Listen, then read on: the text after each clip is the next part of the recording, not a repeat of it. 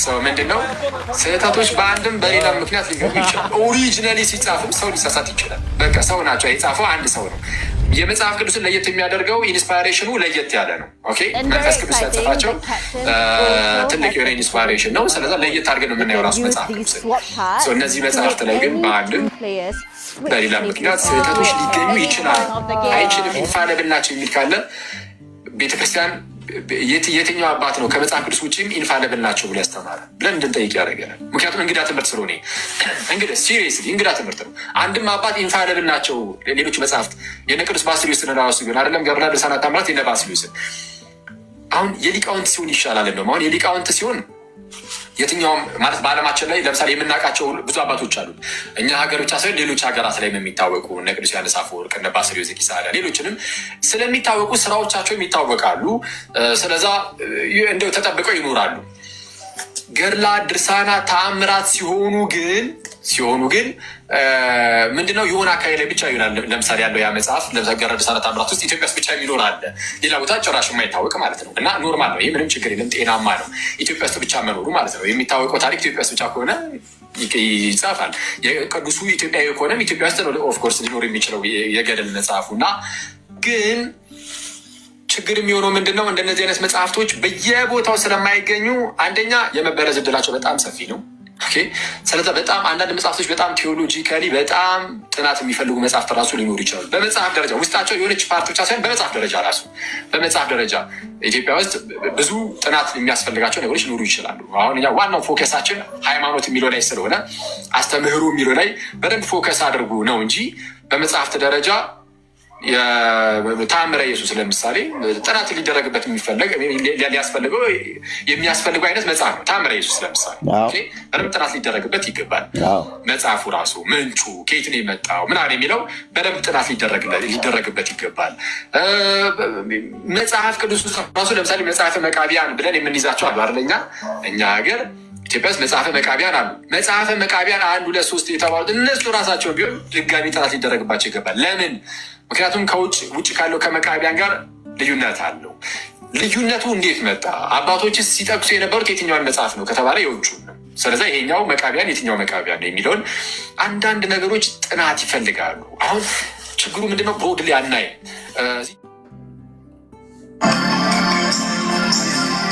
እዚህ ጋር የምታዩዋቸው መጽሐፍት እንግዲህ እግዚአብሔር ረድቶኝ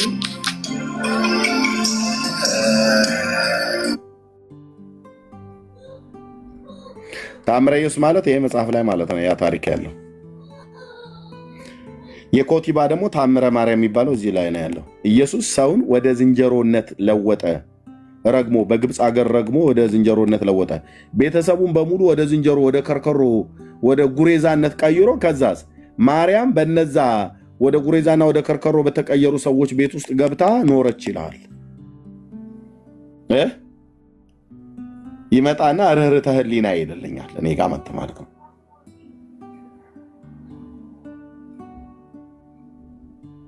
በ5 ዓመቱ በ7 ዓመቱ ኢየሱስ ሕፃንን ገደለ ተብሎ የተባለው እዚህ መጽሐፍ ላይ ነው።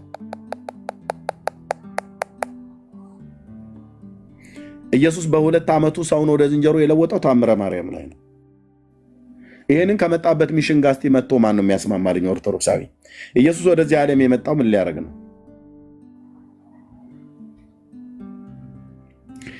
እንኳን አይደለም በ2 ዓመት ያቺ ሴትዮ ዛ በግብፅ አውራጃ ላይ ያገኘችው ተብሎ የተባለው አይደለም።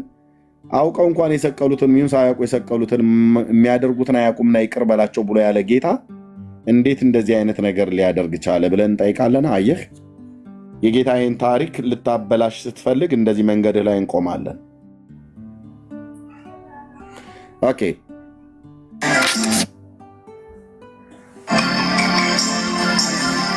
እዚህ ጋር የምታዩዋቸው መጽሐፍት እንግዲህ እግዚአብሔር ረድቶኝ ወንጌሉን ለማገልገል እና እነዚህ መጽሐፍቶች ደግሞ የኢየሱስ ክርስቶስን ስራ ይጋርዱ ናቸው እና መረጃ የለውም። መጽሐፍ ቅዱስ ብቻ ለምን እንደማትሉ እየገረመኝ እነዚህ መጽሐፍቶች ከዚህ በኋላ እወያይባችኋለሁ። ማለት ገድላትን ብቻ ይዤ ሳይሆን የምወያየው ከመጽሐፍ ቅዱስ ካለው ክፍል ጋር የሚጋጭ ሀሳብ እዚህ ላይ ካለ ወይ ይህን መጽሐፍ ትቀበላለህ ወይ መጽሐፍ ቅዱስ ብቻ ትቀበላለህ ማለት ነው እና እንደዚህ ሆኖ እንቀጥላለን። ስለዚህ ወንጌላችንን በኃይል እናገለግላለን። ስለዚህ ጋይስ በኃይል ቀስቅሶኛል። እነዚህ መጽሐፍትና መጽሐፍ ቅዱስ ብቻ ብለን እንይዘ ወይ ገድላትን ትቀበላለህ ወይ መጽሐፍ ቅዱስን ትቀበላላችሁ። ከሁለት አንዱና ወይ መጽሐፍ ቅዱስ ወይ ገድላት ብላችሁ እንወያያለን። ከዛ እሱ ራሱ ሊቀበላቸው ሄደ ማለት ነው። የማያውቃቸውን መጽሐፍቶች ሊቀበላቸው ሄደ። መሀል ላይ ደግሞ ያላችሁ ሰዎች አላችሁ። ጥያቄ ምንድነው? ክርስቶስ ከተነገረ በኋላ ታምራትን እንዳደረገ እንጂ በሕፃንነቱ ታምራትን እንዳላደረገ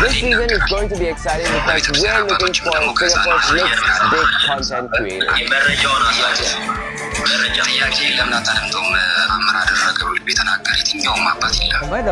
የታምር መጽሐፍ ግን ከሕፃንነቱ ጀምሮ ታምራትን አድርጓል ይላልና የቅዱስ ዮሐንስ አፈወርቅ ትርጓሜ ነው የምትቀበለው ወይስ የታምር ላይ የሰፈረውን ታምር ነው የምትቀበለው? የትኛው ነው ትክክል? ከሁለቱ ሀሳብ ጥያቄ I'm 18 years old and I'm a student at Republic College. And on the side, I do TikTok as well. አደገኛ የሆነ ጥያቄ ጠይቃቸው። ራሱ ኦርቶዶክሳዊ ወንድም ነው። ነቅለው ምንድን ነው የጠይቃቸው? ጌታችን ኢየሱስ ክርስቶስ ከተጠመቀ በኋላ ወደ ገሊላ ናዝሬት ተመልሶ ወደ ምድረ በዳ ሄደ። ከዛ ወጥቶ በቅፍርናሆም ጥቂት ቆየ። ወዳደገበቱ መጣ። እዛ ጥቂት ቆየ። አገልግሎቱን ሲጀምር ናይን በምትባል ከተማ ውስጥ ነው የመጀመሪያውን ተአምር ያደረገው። የእርግማንና የግድያ ተአምር ተብሎ የተጻፈው በኢትዮጵያ ኦርቶዶክስ ቤተክርስቲያን የተጻፈው ተአምረ ኢየሱስ የሚባል እውነት ልንገራችሁ የመጽሐፍ ቅዱስና አምላካችን መድኃኒታችን ኢየሱስ ክርስቶስን ክብሩን፣ ልዕልናውን፣ ታላቅነቱን፣ ትህትናውን የሚያሳይ ሳይሆን ታሪኩን ለማጠልሸት ሆን ብሎ የተጻፈ መጽሐፍ ነው። ለዚህ ነው በሙሉ ተንጫጩበት። ከዛ አባረሩት ማለት ነው፣ አስወጡ። So they don't see the person that they're judging. They just hearing how good their bilingualism is, and then go from there. Hi, my name is Royal Pain. 在线上呢，你可以看到我叫白教授或者咸蛋超人，我入行大概2-3年的时间。Okay, I posted a show in Taiwan before. I purposefully put in the fact that I posted a show in Taiwan. I think for most people who hear that kind of intro, it sets a level of standard. Hello everyone, my name is Kiki. Do you know what? እቺ ደግሞ የኮፕቲክ ነኝ ብላ የምትል ሴትዮ ምን ትላቸዋለች? ግብጾች እኮ ራሱ እኮ በጣም ብዙ መጽሐፍቶች ነበሯቸው፣ ግን ፈተሸው ብዙዎቹን ጥለዋል፣ አቃጥለዋል። ኢትዮጵያ መጥቶስ አይቃጠልም። የእናቱን ቅቤ ቅርስ ነው ብሎ አንጠልጥሎ የሚይዝ ትውልድ ስለሆነ በፍጹም አይደለም። በ12 ዙል የሚባል ጣዖት ነበር የሚመለክ የነበረው። በ12 ሚካኤል ነው ብለው ሰየሙላቸው። ሚካኤል 12ን አያውቀውም። ይሄው ይዞልሃል ህዝቤ ማለት ነው። መቼም ቢሆን አለቅም ብሎ ክቡር ነው እያልኩ ነው። ጋብቻ ክቡር ነው። አመንዝሮች እግዚአብሔር ይፈርድባቸዋል። ንስሐ ግቡ እሺ። ጋብቻ ክቡር ነው። አንድ ላንድ ውስጥ ግባ እና እግዚአብሔር የሰራትን ሔዋንን ወደ አዳም አመጣ። እዚህ ጋር የመሰረተውን ጋብቻ ነው። አየህ፣ በዮሐንስ ወንጌል መጽሐፍ ምዕራፍ 2 ላይ መጥቶ መጀመሪያ አገልግሎት ሲጀምር በገሊላ ቃና በሰርጉ ቤት መጥቶ ጌታዬ ውዴ ኢየሱስ አንተን ነው ያልኩት ከማንም በላይ የመረጥኩ ወድሃለው በሕይወት ዘመኔ አልለይህም ካንተ እኔ ብለን የዘመርንለት ውዴ ኢየሱስ እዛ መጣ። ታምራቱንስ እዛ ጀመረ። ኦርቶዶክስ ታምረ ኢየሱስ ላይ ምን ትላለች? ቅጥፈት፣ ውሸት በቀይ በጥቁር እስክሪብቶ ተጽፎ ተከሽኖልህ መጣ። ጨጓራን መቃን ቀየር ዱፍተኒ ብሎ እንዳለ ያገሬ ሰው ዱለት አቅርቡልኝ ብሎ ሲሉት አንድ ማጨጓራ ከትፈው ሰጡት። ለኔ ሀገር ህዝብ ማለት ነው።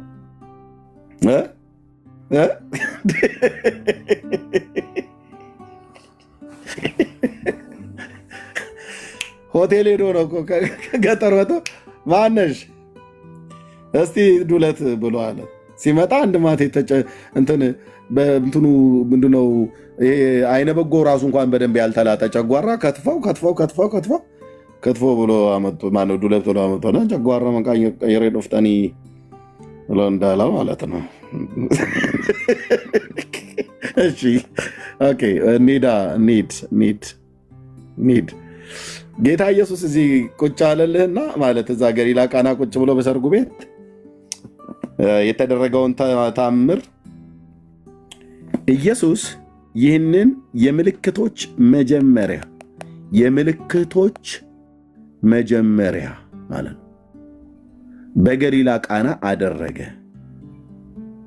ክብሩንም ገለጠ፣ ደቀ መዛሙርቱም በእርሱ አመኑ።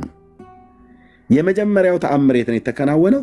ገሊላ ናዝሬት ነው፣ በሰርግ ቤቱ።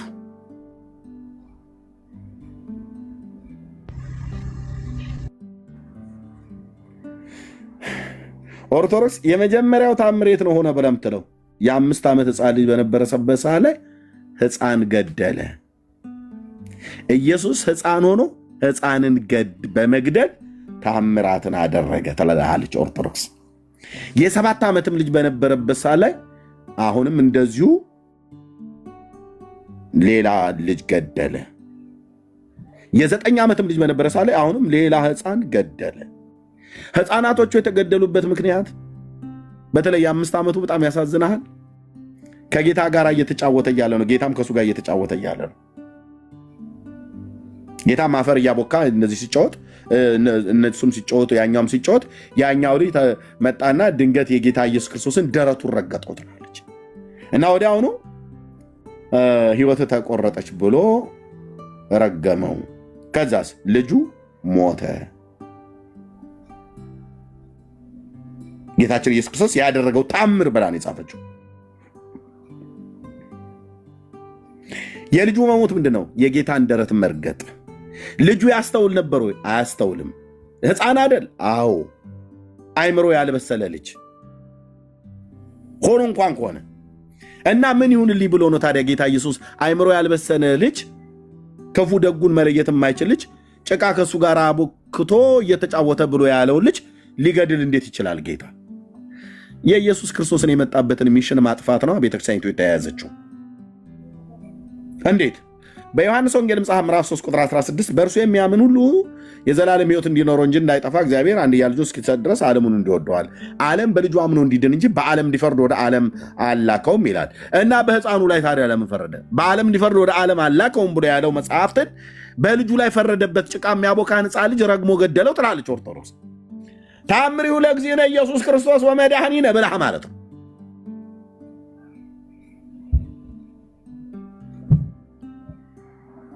እኔ ምልህ እያወቁ እያሾፉበት ሲያላግጡበት የነበሩ ንገረን እስኪ አንተ መሲህ አይደለህ ነገ የሚመጣውን ታሳውቀናለህ እያሉ በሊቀ ካህኑ በቀያፋና በሐና ግቢ ሌሊቱን ሁሉ የጌታዬን አናት በመቃ ሲደበድቡት የነበረው ፊቱን በከለሜዳ ጨርቅ ሸፍነው ሲያሾፉበት ሲቀልዱበት የነበረውን እንኳን አባቶ የሚያደርጉትን አያውቁምና ይቅር በላቸው ነው ያለው። ምስማር እጁ ላይ እስከቸነከሩበት ሌሊቱን ሁሉ እየተፈራረቁ ሲደበድቡት ያደሩት ላይ ረገማቸው። ኖ የዮሐንስ ወንጌል መጽሐፍ ምዕራፍ ማን ነው የታምረ ኢየሱስ የ5 ዓመቱ ተሳስቼ ነው። ይቅርታ ወገኖች፣ ኦርቶዶክስ የ2 ዓመት ልጅ ሆኖ ነው የጀመረው ነው ብላ የምትል ግድያ። ለምሳሌ ታምረ ማርያም ማለት ነው እንደዚህ ነው አውጥቼ የማሰጣለህ ማለት ነው። ጌታችን መድኃኒታችን ኢየሱስ ክርስቶስን እናቱ ቅድስት ድንግል ማርያም ያው በማቴዎስ ወንጌል መጽሐፍ ምዕራፍ 2 ላይ እንደተጻፈ ሕፃኑና እናቱን ይዘህ ወደ ግብፅ ተሰደድ ብሎ እግዚአብሔር በመልአኩ በኩል ለዮሴፍ ነግሮታል። እና ከዚህም የተነሳ ከገሊላ ናዝሬት ተነስቶ ወደ ግብፅ ገብቷል ዮሴፍ። ግልጽ ነው፣ የተጻፈ ነው በመጽሐፍ ቅዱሳችን የምናምነው። እና በግብፅ ሀገር በነበሩበት ሰዓት ላይ በቆላ ሳፍጥ ሸለቆ በሚባል በዛ እየሄደች እያለች እመቤታችን ይልሃል። ከዛ ስትሄድ የምታድርበት ቤት ታጣለች። ጀመረ ማለት ነው ተረት። አሁን ፈንዲሻና ቡናህን ያዝ፣ ሻይ ካለ አጠገብ ያዝና ቁጭ በልና እጅን አገጭ ላይ ደገፍ አድርገህ መስማት ነው። ማለቂያ ስለሌለው የተጻፈው ማለቂያ ስለሌለው የተጻፈውን ስላነበብኩት እተርክልሃለሁ። እና እየሄደች እያለች የግብፃውያን ሴቶች መልኳን ማማር አይተው ሶስና ማብራ ነበረችና ቲያ በኋላ ይልልሃል ኧረ ተፋታኝ ስለ መድኃኒዓለም። ከዛ ምን ሆነ? የሆነች አንዲት ቤት ሴት ገብታ ውሃ ስጪ ብሏል። አንቺ ማንሽ እንደዚህ መልካ ያማረች ብለው ከዛ ጌታ ኢየሱስ ክርስቶስ ተጣላቻት። ከዛ ጌታችን ኢየሱስ ክርስቶስን ከእጇ ላይ ተቀበለችና የሕፃኑን ኢየሱስ ክርስቶስን ወስዳ ካፈር ቀላቀለችው፣ ጣለችው ይላል። ይህንን ያደረገችዋ ሴትዮ ወይዘሮ ኮቲባ ትባላለች። ዘማሪ ዳግሻ ይወዳታለች ሴትዮ። ታሪክ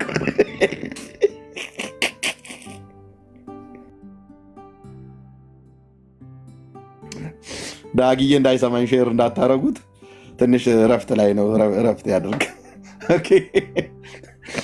ኮቲባ ወስዳ አንስታ ካፈር ቀላቀለችው፣ ጣለችው መሬት ላይ፣ ኢየሱስን ይዛ አፈረጠችው ይላል። ከዛ ኢየሱስ እዛ ሆኖ እያለቀሰ በነበረበት ሰዓት ላይ እመቤታችን ያው የወላጅ እናት አይችልምና አንጀቷ ሲራራ ሲታወክ ልታነሳው ስትል ዮሴፍ ምን አላት ይላል መጽሐፉ ታምረ ማርያም እንደዚህ ተናገር፣ እንደኔ አንብበ መተህ ይሄን ያልኩህ አንድ ቦታ ላይ ባይኖር ቃል ለምድር ለሰማይ እኮ አልኩህ። እና አንሳ ልታነሳው በመጣችበት ሰዓት ዮሴፍ አታንሽው፣ እሱ አምላክ አይደል ታምሩን ይግለጥ ብሎ አላት። ከዛ እመቤታችንም የዮሴፍን ምክር ሰምታ ጌታችን እዛ እያለቀሰ ዋይ ዋይ እያለ በወይዘሮ ኮቲባ ተወርውሮ ከማርያም እጅ ላይ ነጥቃ ወረወረችው። ታዲያ ልጇን እንኳን የማትጠብቅ ማርያም እንዴት አንተን ትጠብቀኛለች ብለህ ትላለህ? ልጇን እንኳን የማንም ተራ ሴትዮ አሁን ታሪኩ እንዳላችሁት አንዲት ግብፃዊት አሕዛብ ልጇን እንዴ እኔ ልጄን አንስታ አፈርጣለሁ ብለህ ትል አፈርጣለሁ ስለ መድኃኒዓለም ምስክሬ ማን አንተ በእኔ ልጅ ላይ የምትቀልደው? እና ወረወረችው ምናም ነገር ይልሃል። እና እሷ ደግሞ እናት ናትና ራራችለትና ልታነሳው ስትል ዮሴፍ ታዩ አምላክ አይደል እንዴ ታምሩን ይግለጥ ብሎ ሲላት ተወችው። እዛ ሕፃኑ ኢየሱስ ያለቅስ ነበር በግዛ በግብፅ ምድር። ማርያም ዝም ብላ ታያዋለች፣ ዮሴፍም ዝም ብሎ ያዋል። ታምሩን ይግለጥ ልጅ ሕፃን አይደል ምናም ነገር ብሎ ከዛ ጌታችን ወዲያውኑ ታምር ገለጠ የ2 ዓመት ልጅ በሆነ ሰዓት። ከዛስ የኮቲባ ቤተሰቦች በሙሉ ዝንጀሮ እየሆኑ ወደ ጫካ ገቡ። ሲረግማቸው ወደ ምን ተቀየሩ? ወደ ዝንጀሮ። የስንት ዓመት ነበር? የ2 ዓመት። የት? ግብፅ ውስጥ። ሕፃኑ ኢየሱስ የኦርቶዶክሱ ኢየሱስ ሰውን እየረገመ ወደ ዝንጀሮነት የቀየረው በግብፅ በቆላሳፍጥ ሸለቆ ተሰዳ ሳለች እመቤታችን እግዝእትነ ማርያም አቁራሪተ መዓት ሰዓሊተ ምሕረት አምላክ ወላዲተ አምላክ ብሎ ነገር ይቀጣጥለላል ማለት ነው። ይህን ተረታም ትውልድ ባገኘው ወገብ አገዳውን ነው አልኩ የምለያየው በመረጃ አሁን እኔ ጥግ ጥግ ሆኖ እያየ ነው። እዚህ አይገባም። ምን ቦታቸው ይገባሉ? እዛ በሌላ ቀን ያበሽቁ ሊያደርጉን ተረቱን ይዞልህ ምንም እንዳልተደረገ ሆኖ መጥቶ አሜን ይልላል። ህዝባችን ደግሞ በቃ አሜን አሜን በስመ አብ ወወልድ ወመንፈስ ቅዱስ አሐዱ አምላክ ብሎ ይጀምር እንጂ ቀጥሎ ምን እንደሚባል ሳያውቅ አሜን አሜን አሜን አሜን አሜን መጨረሻውም ላይ ቢስሚላህ ብሎ ሲዘጋው አሜን ጸሎቱ ታግዘኝ ቡራኬው ትድረሰኝ ይላል። የምን ጸሎት? ምን አይነት ጸሎት? የትኛው ቡራኬ?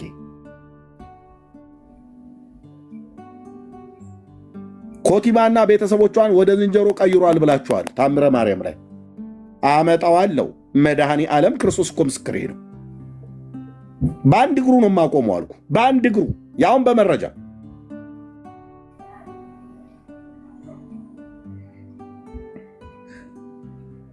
ውርድ በራስህ እዚህ ቤት ገብተህ ታምረ ማርያምና ታምረ ኢየሱስ ታምር ብለህ የምትላቸው ገድላት ብለህ የምትላቸው ድርሳናት ብለህ የምትላቸው ላይ ላትናገር በጉሮሮህ ላይ ትልቅ የስንጥር ነው የምንሰነቅረው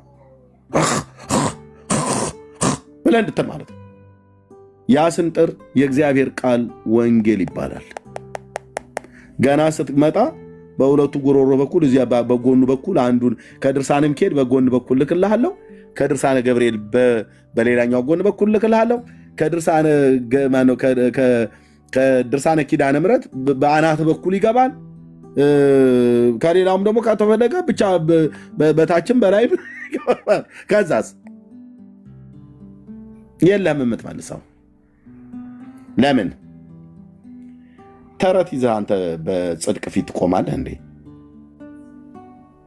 ስለዚህ ኢየሱስ የ2 ዓመት ልጅ ሆኖ ነው። ይቅርታ የ5 ዓመት ብያልኩትኝ አዛብቸው ነው። በ5 ዓመቱ ታምረ ኢየሱስ ላይ ልጅ ገሏል። አዎ በ2 ዓመቱ ግን በግብፅ በነበረበት ሰዓት ላይ ወደ ዝንጀሮነት ቀይሯል። የማን አልኳችሁ? የኦርቶዶክሱ ኢየሱስ ማለት ነው።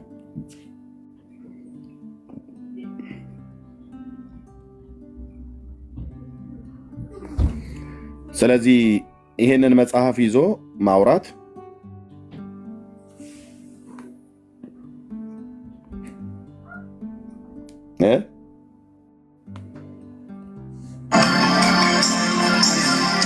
እዚህ ጋር የምታዩዋቸው መጽሐፍት እንግዲህ እግዚአብሔር ረድቶኝ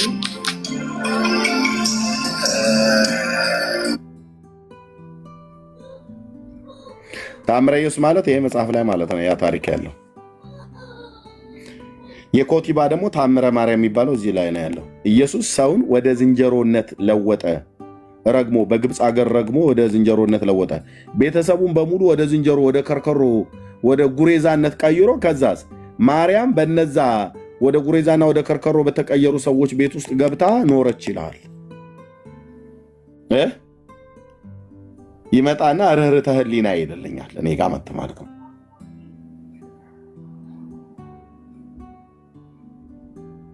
በ5 ዓመቱ በ7 ዓመቱ ኢየሱስ ሕፃንን ገደለ ተብሎ የተባለው እዚህ መጽሐፍ ላይ ነው። ኢየሱስ በ2 ዓመቱ ሰውን ወደ ዝንጀሮ የለወጠው ታምረ ማርያም ላይ ነው። ይሄንን ከመጣበት ሚሽን ጋር እስቲ መጥቶ ማን ነው የሚያስማማልኝ? ኦርቶዶክሳዊ ኢየሱስ ወደዚህ ዓለም የመጣው ምን ሊያደርግ ነው?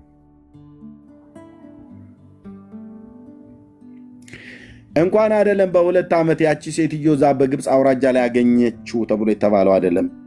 አውቀው እንኳን የሰቀሉትን ሚሁን ሳያውቁ የሰቀሉትን የሚያደርጉትን አያውቁምና ይቅር በላቸው ብሎ ያለ ጌታ እንዴት እንደዚህ አይነት ነገር ሊያደርግ ቻለ ብለን እንጠይቃለን። አየህ፣ የጌታዬን ታሪክ ልታበላሽ ስትፈልግ እንደዚህ መንገድ ላይ እንቆማለን። ኦኬ፣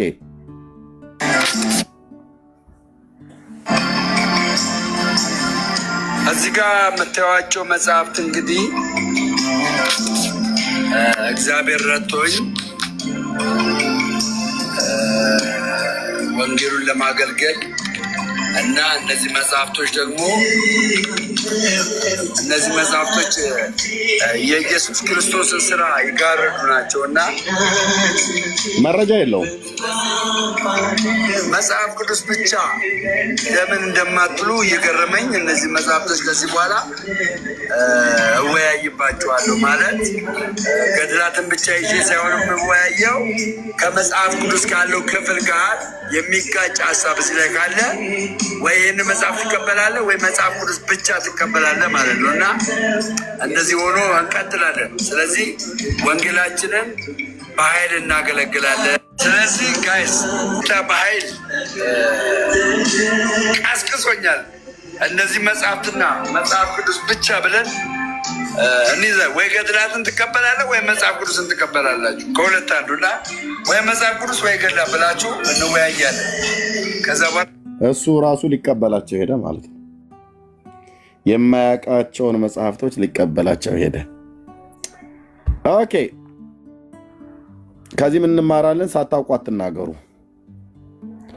ሳታነቡ ይያዝልኝ ቤቱ አትበሉ። ማንበብ ይቀድማል። መሀል ላይ ደግሞ ያላችሁ ሰዎች አላችሁ። ጥያቄ ምንድነው? ክርስቶስ ከጥምቀት በኋላ ታምራትን እንዳደረገ እንጂ በሕፃንነቱ ታምራትን እንዳላደረገ ይናገራል።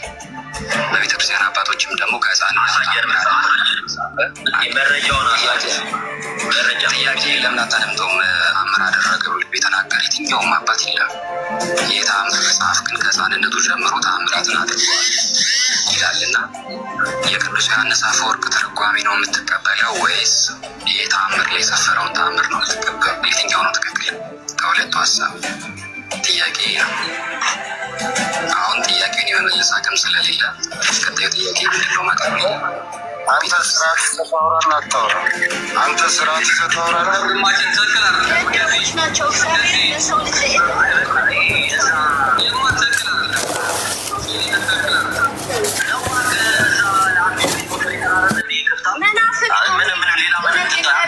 እውነተኛ ክርስቲያን ከሆነ እንዴት አንተ በሰው ትመራለህ? በራሱ አትመራም እንዴ?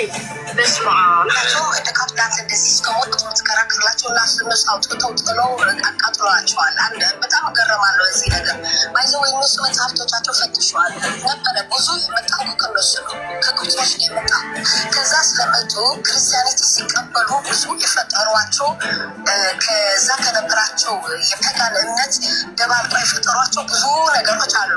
ኢማጂነሪ ናቸው እነሱ። ብዙ ነገር ይጽፋሉ፣ ብዙ ነገር አድርገው ነበረ እና ከዚህ ተደባልቆ የመጣ ብዙ ነገር አለ ማለት ነው።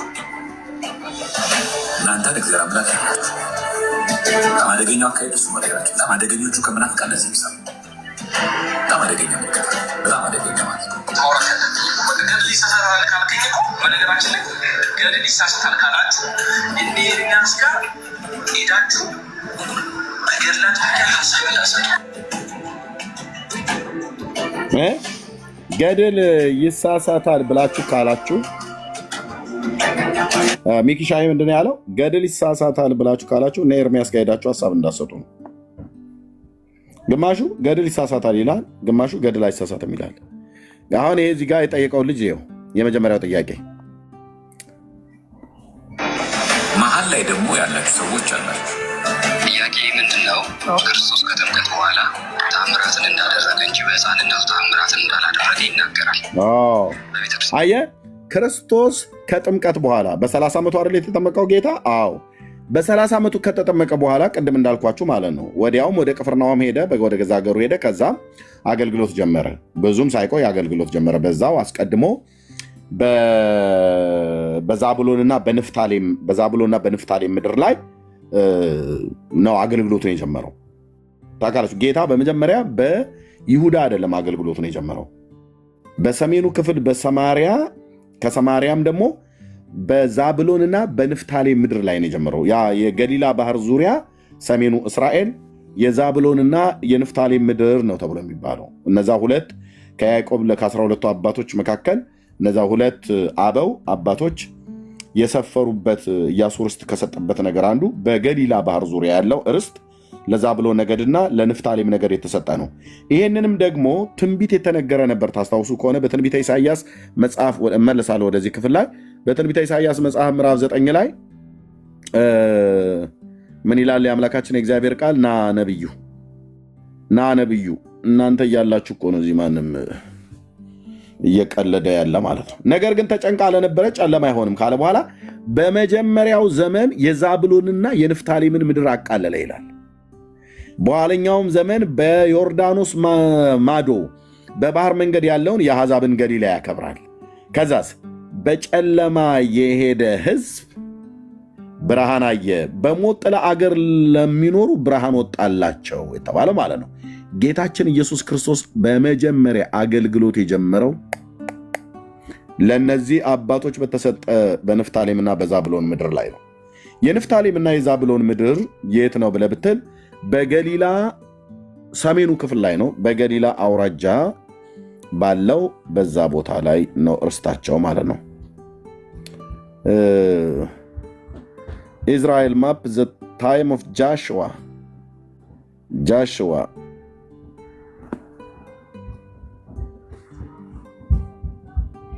ይኸውላችሁ ዘ ታይም ኦፍ ጃሽዋ እዚህ ጋር ይታያቸዋል ወንድሞቼ ናቶቼ። አሼር ማለት አሴር ማለት ነው። ለሱ ነገድ ርስት የተሰጠው ይሄ አኮ የሚባለው ቦታ ዛሬም አለ። እዚህ ጋር የቀርሜሎስ ተራራ ነው። የሃይፋ ከተማ እዚህ አለ። ይሄ ሰሜኑ ክፍል ላይ ያለ ነው አኮ የተባለው። አሼር ለነገደ አሴር የተሰጠ ቦታ ነው። ይሄኛው እዚህ ጋር ንፍታሌም የሚባለው ይታያቸዋል እና ዛብሎን እና ንፍታሌም ብሎ ያለው በገሊላ ባህር ሰሜኑ ክፍል ላይ ጌታ የተወለደበትም በእነዚሁ ለነዚሁ የዛብሎን ርስት በተሰጠው ላይ ነው። ናዝሬት አሁን ያለችው እነ ሜጊዳል ያለችው ሰሜኑ ክፍል ላይ ሆነው ግን ጌታ ያደገበቱ ከተማ ያደገበቱ ናዝሬት እና ናይን የተባለውም እነ ጥብርያዶስ እነ ቅፍርናሆም እነ ቤተሳይዳ እነ ኮራዚን የሚባሉት ከተሞች በሙሉ በዚህ በገሊላ ባህር ዙሪያ ነው ያሉት። እነሄ ቦታ ደግሞ ርስት የተደረገው ለማን ነው? ለዛብሎንና ንፍታሌም ነው። አያው ውሃው ያለበት ማለት ነው።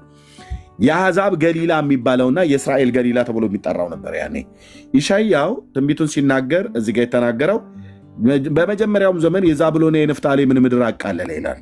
ጌታ አገልግሎቱን ሲጀምር የጀመረው ናይን ከተማ ውስጥ ነው። ለናዝሬት ቅርብ የሆነች ከሰርግ ቤቱ ነው የጀመረው።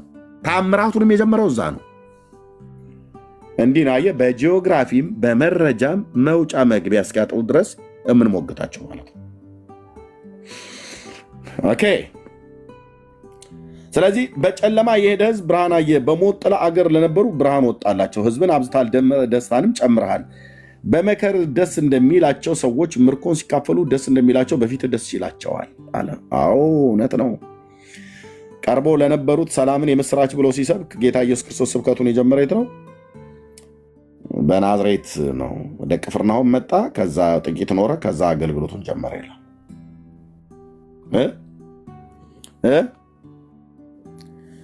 አቤት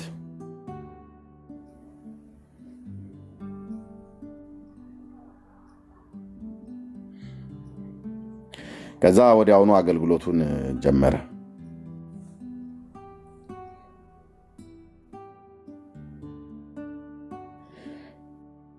ጌታ አገልግሎቱን ሲጀምር እድሜው 30 ዓመት ነበረ እና ተጠምቆ ወደ ምድረ በዳ ሄደ።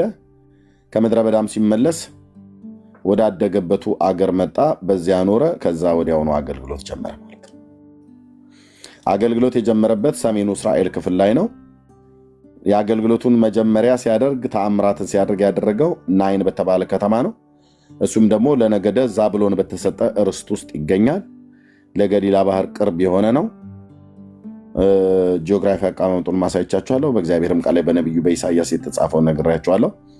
ስለዚህ ጌታችን ኢየሱስ ክርስቶስ አገልግሎቱን ሲጀምር የጀመረው በታምራት ነው። ይህንንም ታምራት የቃናውን ሰርግ ቤት ታምር የመጀመሪያ ታምር ተብሎ ተመዝግቧል ማለት ነው በመጽሐፍ ቅዱስ ላይ። ስለዚህ የመጀመሪያው ታምር ብለው ሐዋርያቱ የተናገሩትን እንያዝ ወይስ ኦርቶዶክስ በሕፃንነቱ ወራት ግብፅ አገር ሄዶ በዛ በነበረበት ሰዓት ላይ ኮቲባ አንስታ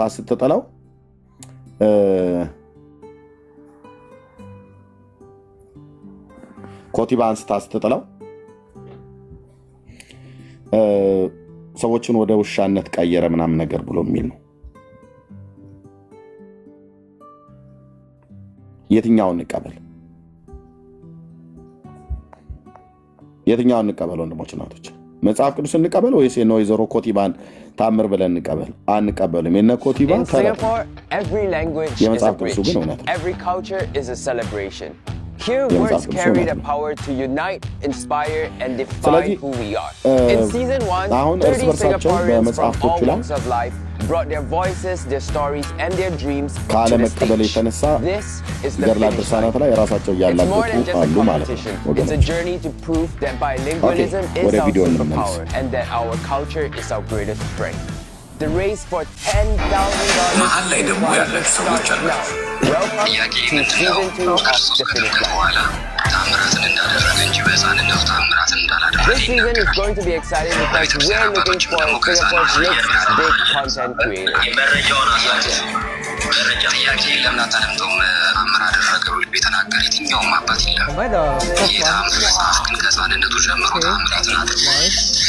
Content creator because I think I really can win. Like, I really think I'm the best. Hey, what's up, bro? My name is Bani. 18 years old and I'm a student at Republic Poly. And on the side, I do TikTok as well. አደገኛ የሆነ ጥያቄ ጠይቃቸው። ራሱ ኦርቶዶክሳዊ ወንድም ነው። አስወጡ፣ ነቅለው አስወጡ። ምንድን ነው የጠይቃቸው? ጌታችን ኢየሱስ ክርስቶስ ከተጠመቀ በኋላ ወደ ገሊላ ናዝሬት ተመልሶ ወደ ምድረ በዳ ሄደ። ከዛ ወጥቶ በቅፍርናሆም ጥቂት ቆየ። ወዳደገበቱ መጣ። እዛ ጥቂት ቆየ። አገልግሎቱን ሲጀምር ናይን በምትባል ከተማ ውስጥ ነው የመጀመሪያውን ታምር ያደረገው። እና ምን አለ? ከቤተ ክርስቲያን አባቶችም ይሁን ከመጽሐፍ ቅዱስ ላይ ጌታችን ኢየሱስ ክርስቶስ ከመጠመቁ በፊት ታምራትን አደረገ ተብሎ የተጻፈበት ክፍል የለም። ካለ አምጡ። ከአባቶች እንኳን ዮሐንስ አፈወርቅ እንኳን ይህንን አላሉም ብሎ ጠይቃቸው። ኦርቶዶክሳዊ ሰው ያኔ ሰሙም እዚህ ያለ ሰሙም መረጃ አምጣ ነው። ከዛ ተንጫጩ ያስወረዱት ማለት ነው።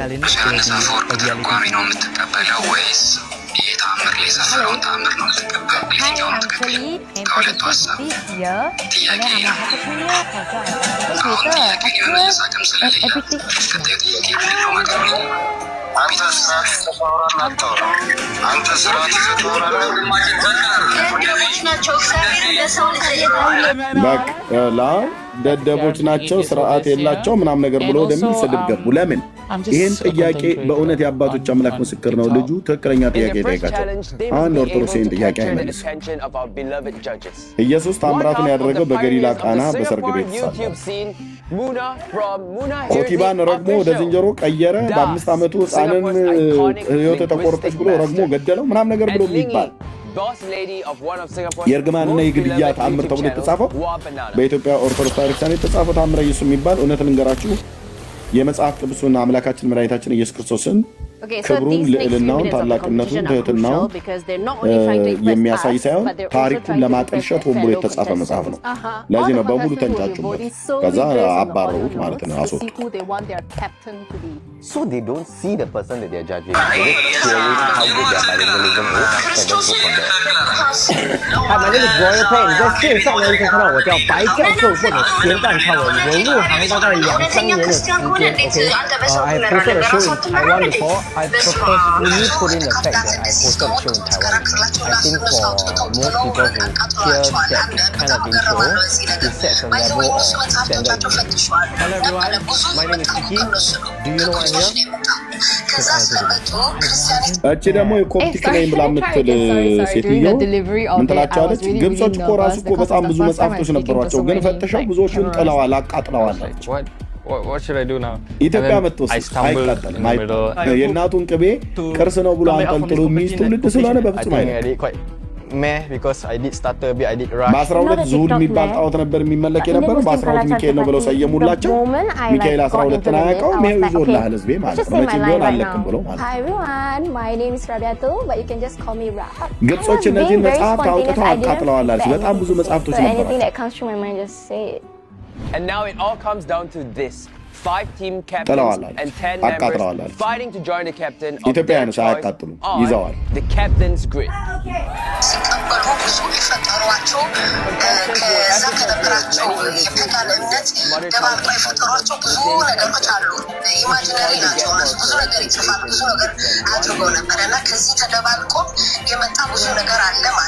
Only be one person.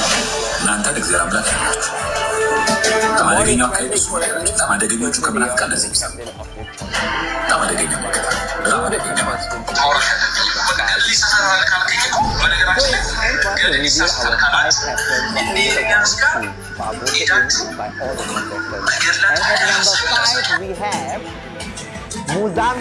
ሚኪ ምንድን ያለው ገድል ይሳሳታል ብለው የሚሉትን ሰዎች ገድል ይሳሳታል ማብላችሁ ካናችሁ ኤርሚያስ ካሄዳችሁ መልስ ብላችሁ አትስጡ። ለገድል ላለ ድርሳናት አርፋችሁ ተቀመጡ ነው ያለ ያለው።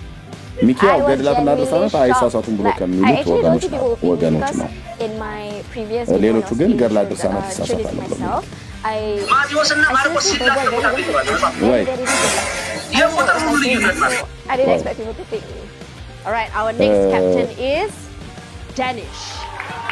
በገድላት ድርሳናት ላይ ያሉትን ማለት ኦኬ። ለወንድሞች ሰላም እንዲሉ ለየም ይልስና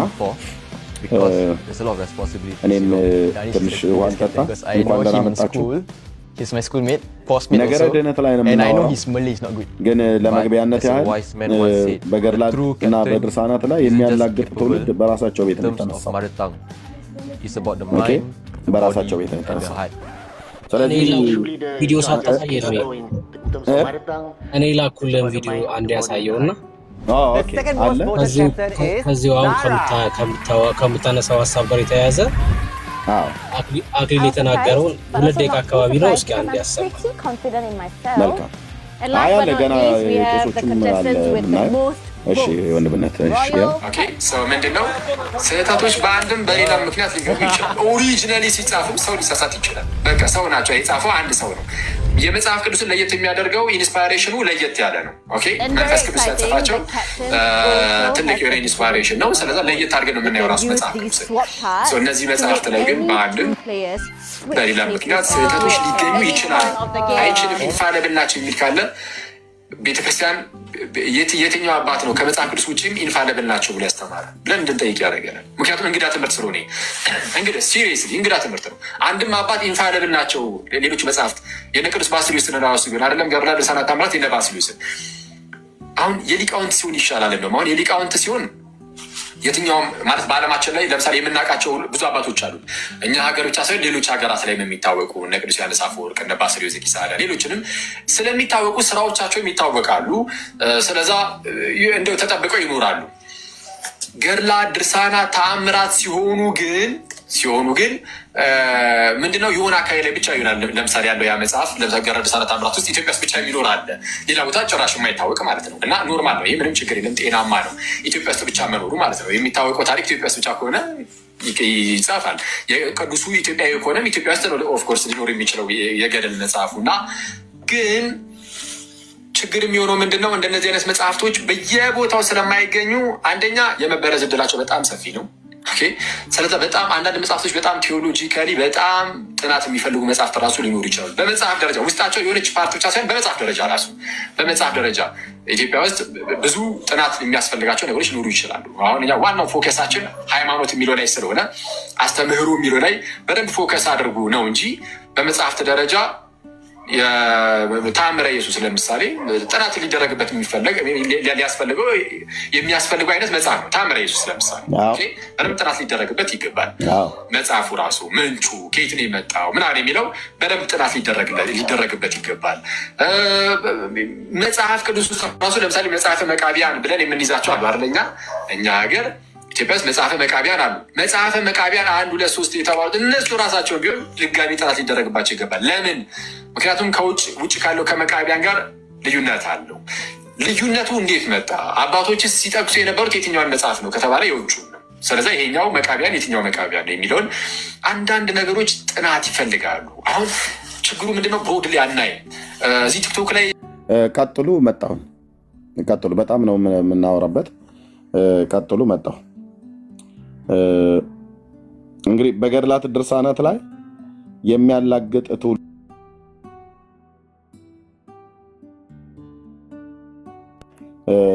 ነገረ ድህነቱ ላይ እንቀጥላለን። እስከዛ ግን ቀጥሉ ወንድምነት። ቴንኪው እንኳን እንዳመጣ እህትየው ሰላም በይ። ቤካም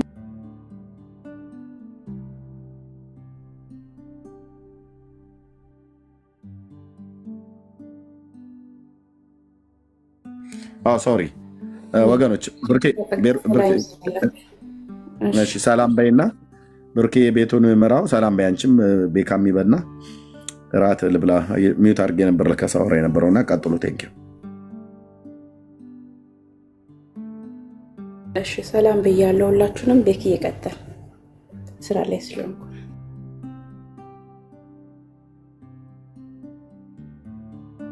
ሰላም ብያቸው። እኔ ድራይቭ እያደረግ ስለሆነ አይመቸኝም። ሰላም ብያቸው ሁላችሁ።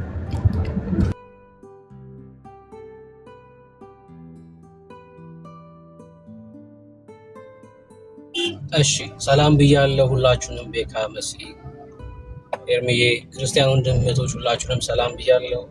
እግዚአብሔር ከአባታችን ከጌታም ከኢየሱስ ክርስቶስ ጸጋና ሰላም ከሁላችሁ ጋር ይሁን። እኔም ወደ ቤት እየገባሁ ነው፣ ግን እኔ በጣም አጭር ደቂቃ ምናልባት 5 ደቂቃ ምናምን ነው ከዚህ በኋላ የሚቀረኝ፣ ግን እችላለሁ። እንደዚህም እየገባሁም ቢሆን እችላለሁኝ።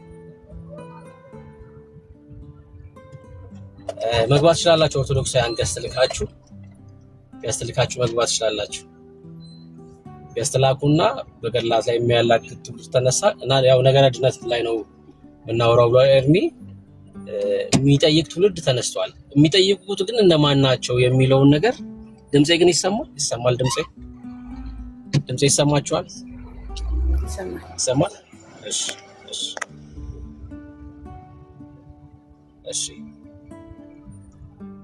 እነማን ናቸው ግን እነዚህን ጥያቄዎች እያነሱ ያሉት ካላችሁ መጽሐፍ ቅዱስ ማንበብ የጀመሩት ናቸው። ቅድም ለምሳሌ ኤርሚ ሲያሳየው የነበረው ልጅ ብሩክ ይባላል። ኦርቶዶክሳዊ ነው። ረጅም ዓመት ቆይቷል እዚህ ቲክቶክ ላይ ሲወያይ በጣም ጥሩ የሚወያይ ልጅ ነው። መጽሐፍ ቅዱስን በአግባቡ የሚያነብ ልጅ ነው። አኬም እንግዲህ እንደምታውቁት ነው።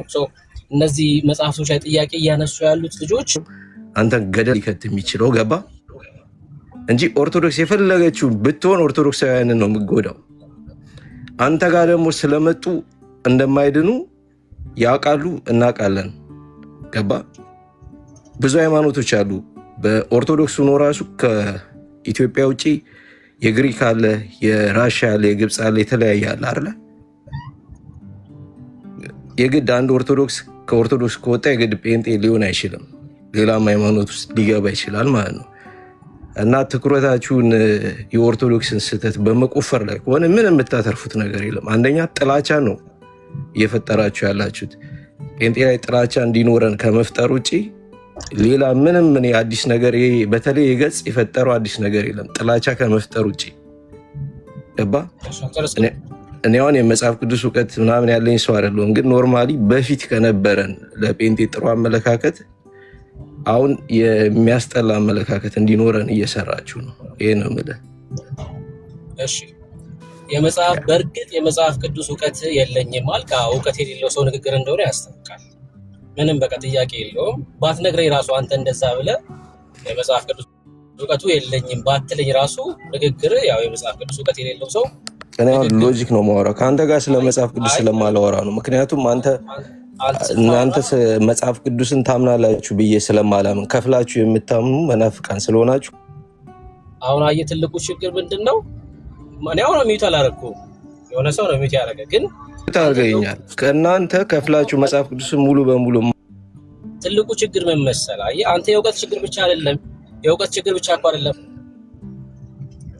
እሺ በቃ አስወርዱት። በቃ አሁን ይሄ ሰውዬ ስለሆናችሁ ነው። ይሄ ምንም እውቀት የለውም።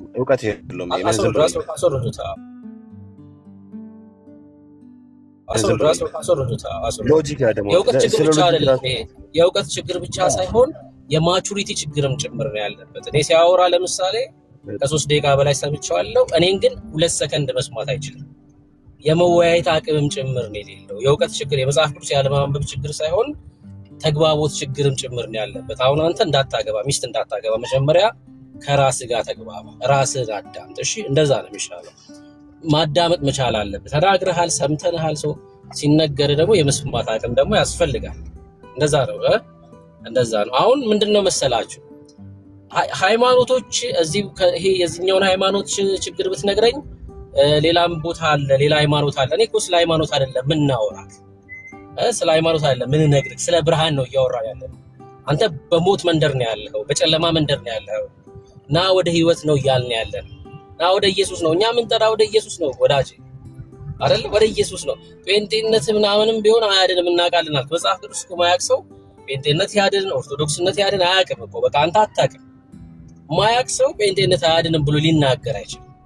ሲጀምር ጴንጤነት ያድናል ብለንም አናውቅም። ምን እንደምንል እንኳን አታውቅም። የሚያድነው ኢየሱስ ክርስቶስ ነው። ጴንጤነት ያድናል ብለን አናውቅም በጭራሽ። አዳኙ ኢየሱስ ክርስቶስ ነው። በክርስቶስ ኢየሱስ ደግሞ አምነው የዳኑ ህብረት የሚያደርጉት ጴንጤ ጋር ብቻና ብቻ ነው። አለቀ። ምክንያቱም ኮተት ስለማንቀበል ማለት ነው። የሰው ስርዓት ስለማንቀበል፣ የፍጡር አምልኮት ስለማንቀበል ህብረት የምታደርገው ጴንጤ ጋር ነው። ከ1 እስከ 30 ኢየሱስ የሚነገርበት ቦታ ብቻ ነው ህብረት የምታደርገው። አሁን ይሄ የህብረት ጉዳይ ነው የሚሆነው ማለት ነው። በክርስቶስ ኢየሱስ ከዳንክ በኋላ ህብረት ታደርጋለህ። ለፍጡር የማይዘፈንበት ቦታ ህብረት ታደርጋለህ። የት ህብረት ታደርጋለህ? ወደ ፍጡር ጸሎት የማይደረግበት ስፍራ ህብረት ታደርጋለህ። ሶስቱ የህብረት ጉዳይ ነው። የሚያድነው ኢየሱስ ክርስቶስ ነው። ሰው ጴንጤ ስለሆነ አይድንም። ጴንጤ ነኝ ስላለ አይድንም። ኢየሱስ ነው የሚያድነው። በክርስቶስ ኢየሱስ የዳነ ደግሞ ህብረት የሚያደርገው ከጴንጤው ጋር አለቀ። ምን እንደምንል እንኳን አልገባህም። ለዛ ነው ወዳጅ። እሺ ሰው አንብብ፣ ለህይወት እንዲሆን መች እንደምትጠራ አታውቅም። አሁን እኔ እናንተ እያወራን ነው። ከጥቂት ደቂቃ በኋላ እስትንፋስ ሊቆም ይችላል። ሲኦል ነው የምትገባው ወዳጅ። ኢየሱስን ካላወቅ ሲኦል ትገባለህ። ኦርቶዶክስ እያልክ ማለት ነው። ምንም ካልጠቀመ ኦርቶዶክስ መሆነ ወደ ህይወት እስካላመጣ ድረስ የእግዚአብሔርን ቃል እንድታነብ እስካላገዘ ድረስ ምንም ልዩነት የለውም። በቃ ማህበርተኛ ነህ አንተ፣ እድርተኛ ነህ ወዳጅ፣ እድርተኛ ነህ።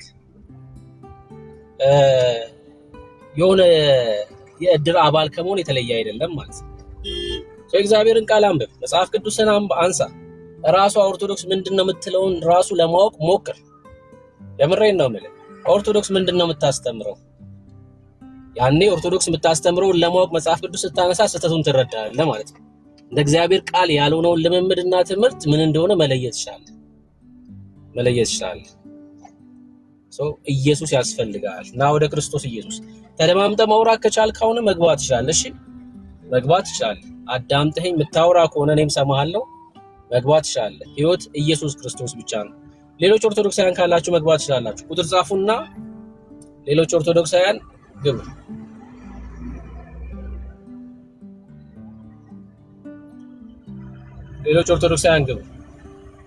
ቁጥር ጻፉልን።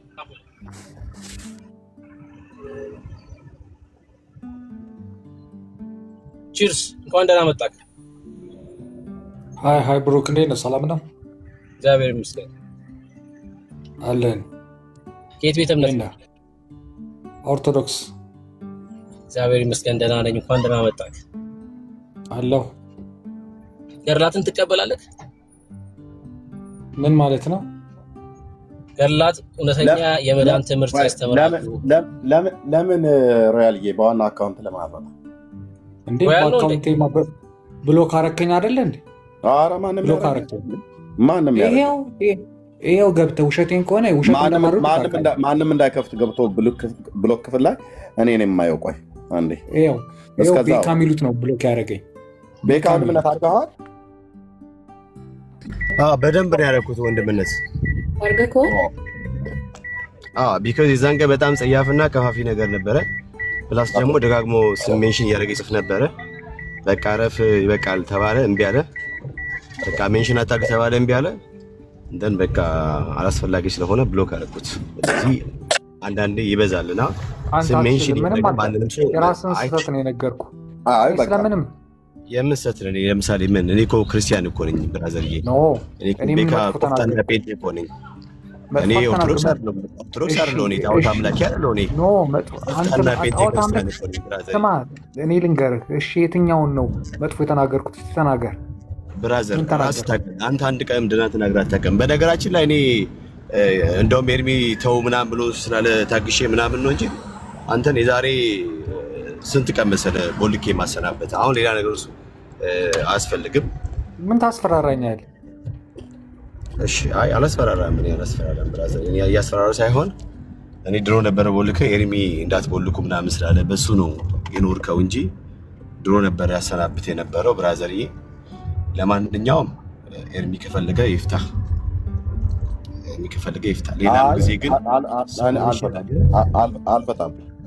ለምንድን አልፈታም? እልህ ይዞኝ ሳይሆን አንደኛ ብሎክ ያደረገ ቤካ ነው፣ ወንድምነት ነው ያደረገ።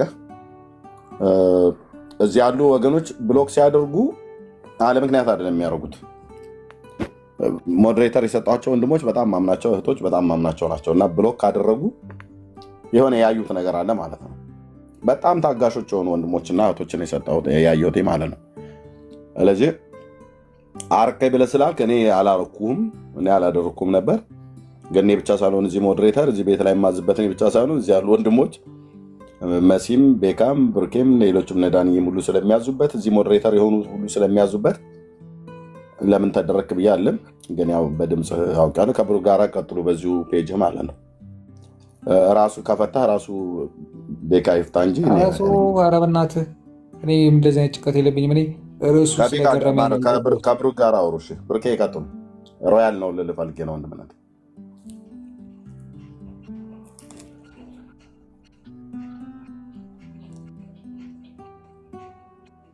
ሮያል ወየ ብሩኬ ገድላትን ትቀበላለህ አንተ? ማለት ስለመዳን ያወራል የገድላት መጽሐፍት ስለተለያየ ቃል ኪዳን ያወራል። እኔ ምን እንደምል ታውቃለህ ብሩክ? 99% ገድላትን አናውቀውም እኛ ኦርቶዶክሶች፣ በተለይ ምዕመኑ ማለት ነው። አሁን ተቀበል ካልተቀበልክ ነው ብትለኝ ገድለንትና ብትለኝ አላውቀውም።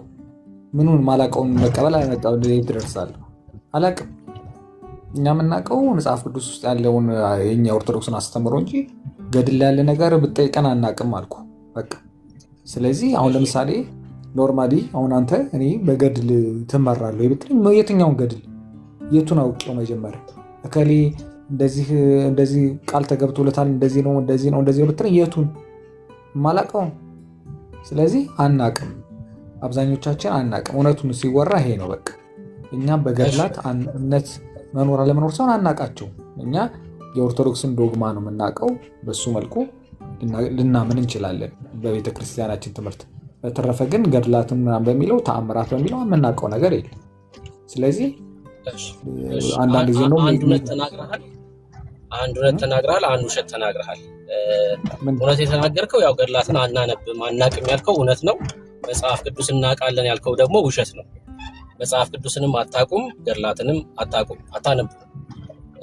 ለሃይማኖታችሁ በጣም ሩቅ ናችሁ። ቄሶቹ ያሉትን ብቻ ከማድረግ ውጪ ቄሶቹ የሚሉትን ብቻ ከመታት እስከጨርስማ መስማት መቻል አለብን።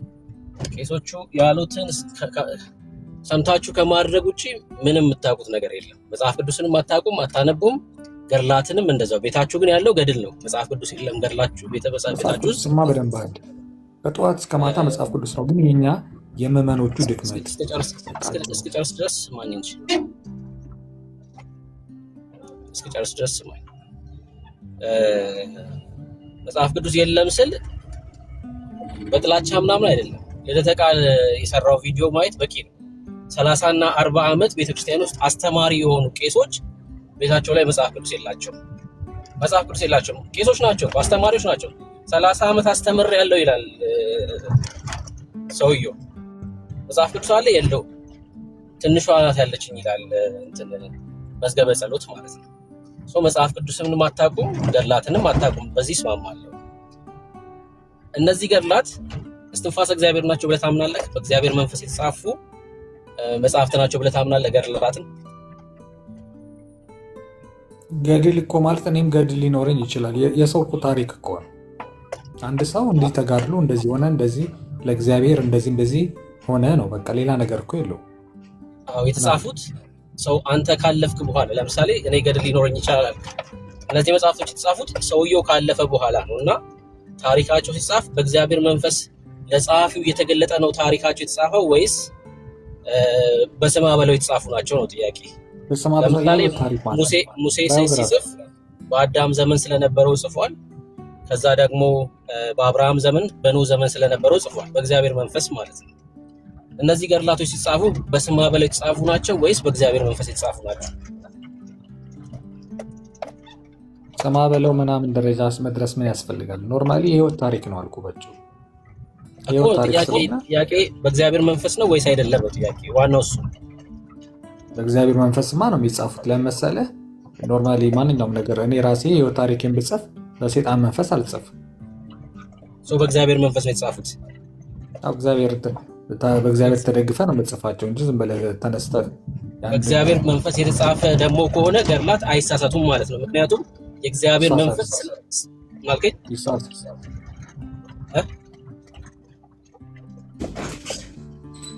አልሰማሁም። ምን አልከኝ?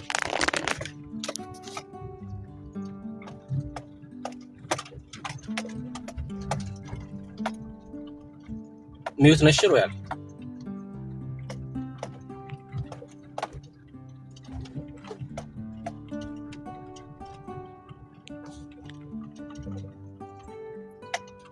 እሺ ሮያል እስኪመለስ ድረስ ሀሳብ እናንሳበት አይደል? እነዚህ ገድላቶች በዚህ ጉዳይ በነገራችን ርዕስ አድርገን በደንብ ማውራት መቻል አለብን። በደንብ ነው እነዚህ መጽሐፍቶች ልናስጥላቸው የሚገባው። በእግዚአብሔር መንፈስ የተጻፉ ከሆነ እነዚህ ገድላቶች መጽሐፍ ቅዱስ ናቸው ማለት ነው አይደል? እና ስተት አልባ ናቸው። ይቅርታ ብሩኬ ይቅርታ። እሺ በእግዚአብሔር መንፈስ ነው የተጻፉት ብለኛል። አዎ ማለት እንትን ገድሉ ራሱ የእግዚአብሔር ያ ሰው ለእግዚአብሔር ያደረገው ተጋድሎ አይደል እንዴ? መልካም። በእግዚአብሔር መንፈስ የተጻፉ ከሆኑ ስተት አልባ ናቸው ማለት ነው። ምክንያቱም የእግዚአብሔር መንፈስ ስለማይሳሳት። የእግዚአብሔር መንፈስ አይሳሳትም፣ ግን ጸሐፊዎቹ ሰው ናቸው። እሱማ መጽሐፍ ቅዱስስ እኮ የጻፉት ሰዎች ናቸው። መላእክት አልጻፉት፣ ማሽን አልጻፈውም እኮ ሰዎች ናቸው። መጽሐፍ ቅዱስንም በእግዚአብሔር መንፈስ ምሪት የጻፉት። ሰው ልዩነት የለውም። ሰዎች መጻፋቸው ልዩነት አይፈጥርም። በእግዚአብሔር መንፈስ ከተጻፈ ጸሐፊዎቹ ሰዎችም ይሁኑ ምንም ስተት ሊኖርበት አይችልም ማለት ነው። ገድላት ላይ ያራስ አሳምሮ ለምንድን ነው የማይኖርበት? የእግዚአብሔር መንፈስ ስተት ነገር ነው እየነገራቸው ያጻፋቸው ኖ። አሁን ኢቭን እኮ ሊቃውንቶቹ ራሱ ተናግረዋል። ስተት ይኖረዋል፣ ይታረማሉ። እኔ ስለ ሊቃውንቶቹ ምናምን አይደለም አንተ የምጠይቅህ በእግዚአብሔር መንፈስ ከሆነ እንዴት ስተት ሊኖርባቸው ቻለ? ለምሳሌ መጽሐፍ ቅዱስ በእግዚአብሔር መንፈስ ነው የተጻፈው።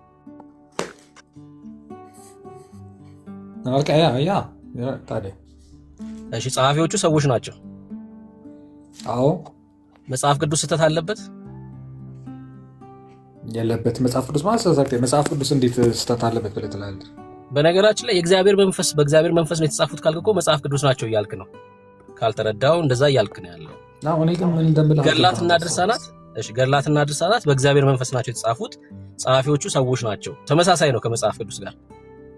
ገድላትና ድርሳናት ላይ እንዴት ስተት ሊገኝ ቻለ? በእግዚአብሔር መንፈስ ከተጻፉ ግን ስተት ሊገኝ የቻለው ምንድነው? አብዛኞቹ ታምራና ገድል የሚባሉት ኖርማሊ ገድል የሚጻፉ የአንድ ሰው ታሪኩን ነው። ስለዚህ ከዛ ሰው ደግሞ ስለሆነ ይሳሳታል፣ ስተቶች ሊኖሩ ይችላሉ። ሰውየው አይደለም እኮ ሰውየው በህይወቱ ተሳስቷል አይደለም። መጽሐፍቶቹ ላይ ስተት አለ የለም ነው። ሰውየውማ ዳዊት እኮ በህይወቱ እኮ ተሳስቷል ብዙ ጊዜ። ምንም ሰለሞን ተሳስቷል እኮ ብዙ ጊዜ። ስለ ሰውየው አይደለም እኔ ጥያቄ። መጽሐፉ ግን ስተት አለበት የለበትም ነው። ለምን ጸሐፊዎቹ በእግዚአብሔር መንፈስ ከጻፉት መጽሐፉ ስተት ሊኖርበት አይችልም ማለት ነው በጭራሽ። ወይም ደግሞ በእግዚአብሔር መንፈስ አይደለም የተጻፈው። የእግዚአብሔር መንገድ አንተ እኮ ነው አሻሚ መንገድ ላይ ቆምክ። በእግዚአብሔር መንገድ ተጽፏል። ስለዚህ በእግዚአብሔር መንፈስ ነው። በእግዚአብሔር መንፈስ ከተጻፈ እሺ፣ ለጸሐፊዎቹ እግዚአብሔር ነው አይደል የገለጠላቸው ገድሉን እንዲጽፉ። እግዚአብሔር እየገለጠላቸው ነው የጻፉት። ይሄን አላውቅም። ይሄው ታሪክ እንደሆነ ነው የማውቀው እንጂ እግዚአብሔር የገለጠላቸው አይደል። በእግዚአብሔር መንፈስ ካልክ እኮ እሱ እኮ ማለት እኮ ነው በእግዚአብሔር መገለጥ ውስጥ ነው የጻፉት ነው እያልክ እኮ ነው ያለው። ወይ ደግሞ ቃሉ ራሱ ማለት ነው ቃሉ ራሱ የሚሰራ ነው፣ ህይወት ያለው ቃል ነው እያልክ እኮ ነው ያለው። የእግዚአብሔር መንፈስ አለ። ስማኝ፣ ህይወት ያለው ቃል የመጽሐፍ ቅዱስ ብቻ ነው። እኛ ገድል የህይወት ቃል ነው ብለን አናውቅም። ገድል በቃ መማሪያ ነው። እንደዛ ካልክ ደግሞ ፊክሽን ነው እያልክ ነው ያለው። የእግዚአብሔር መንፈስ የለበትም። በእግዚአብሔር መንፈስ ፍቅር እስከ መቃብር ነው። ፍቅር እስከ መቃብር አይደለም ግን አይለይም እኮ ይኸውልህ፣ ፍቅር እስከ መቃብር የሚስተር ኤክስ የልቡ ሐሳብ ነው አይደለ? ይሄኛው መጽሐፍ የእግዚአብሔር መንፈስ ካልሆነ እንግዲህ ይኸውላችሁ መጽሐፍት እንዴት ነው የሚጻፉት? በሶስት መንገድ ነው። አንደኛው በእግዚአብሔር መንፈስ የተጻፉ መጽሐፍት ናቸው። እነዚህ 66ቱ መጽሐፍት ናቸው በእግዚአብሔር መንፈስ የተጻፉት። ስተት አልባ የሆኑ የእግዚአብሔር ቃል የሆኑ ደግሞም የሚሰሩ ናቸው። ሁለተኛው ደግሞ የሰው የልብ ፍቃድ በሆኑ የተጻፉ መጽሐፍት ናቸው። ሶስተኛው በአጋንንት አነሳሽነት የተጻፉ መጽሐፍት ናቸው። መጽሐፍት ከነዚህ ከሶስቱ አይዘልም። በአጋንንት አነሳሽነት ይጻፋል እንደ መጽሐፍ? ኦፍ ኮርስ አዎ፣ የአጋንንት መጽሐፍቶች አሉ። በአጋንንት አነሳሽነት ማለት የአጋንንትን አሰራር የዚህ ዓለም ገዢ የሚያጽፋቸው መጽሐፍት ማለት ነው። ለምሳሌ የሰይጣን የራሱ መጽሐፍ አለው የራሱ መጽሐፍ ማልከኝ ምን የሚባል የሰይጣን መጽሐፍ? በቃ አለ የሰይጣን መጽሐፍ አለ። ለምሳሌ በሰይጣን መንፈስ የሚጻፉ መጽሐፍቶች የኢትዮጵያ ኦርቶዶክስ ገድላትና ድርሳናት ናቸው አንደኞቹ። በኢትዮጵያ ኦርቶዶክስ በሰይጣን እንኳን አይደለም። ሰማኝ ልንገርህ፣ አንድ ነገር መነጋገር ካለብን እንነጋገር እንጂ አሁን ለምሳሌ ሌላውን ትችት ትተን የቅርቡ እንኳን ለምን አናወራም? የግብረ ሰዶሞች መሰረተ ክርስቶስ ሄዳ የተካፈለ አትቀይርም ርዕስ ወዳጅ አትቀይርም። ቆይ እንጨርስና እንጨርስና ከፈለገ ተካፍለው መጡ አይደል? የመሰረተ ክርስቶስ መሪዎች አየህ፣ ለዚህ ነው ቤካ ሚውት የሚያደርግ ብሎክ የሚያደርግ ለዚህ ነው። እንጨርስና ታወራለህ። እኔ አልከለክልህም። የፈለከውን ታወራለህ። ለምትናገረው ነገር ማስረጃ ትሰጠናለህ። ትክክል ያለው ነገር ከሆነ ያለው እንቃወማለን ፊት ለፊት ማለት ነው። ችግር የለብንም። ግን የጀመርነውን ነገር እንጨርስ። ከዛ የፈለከውን ታነሳለህ። ይኸውላችሁ የኢትዮጵያ ኦርቶዶክስ መጽሐፍቶች ገድላት፣ ድርሳናት አሪያት ለምን ትወጣለህ? መዋየት አቅሙ ካለ ስማኝ እንጨርስ። ከዛ ደግሞ ታነሳ።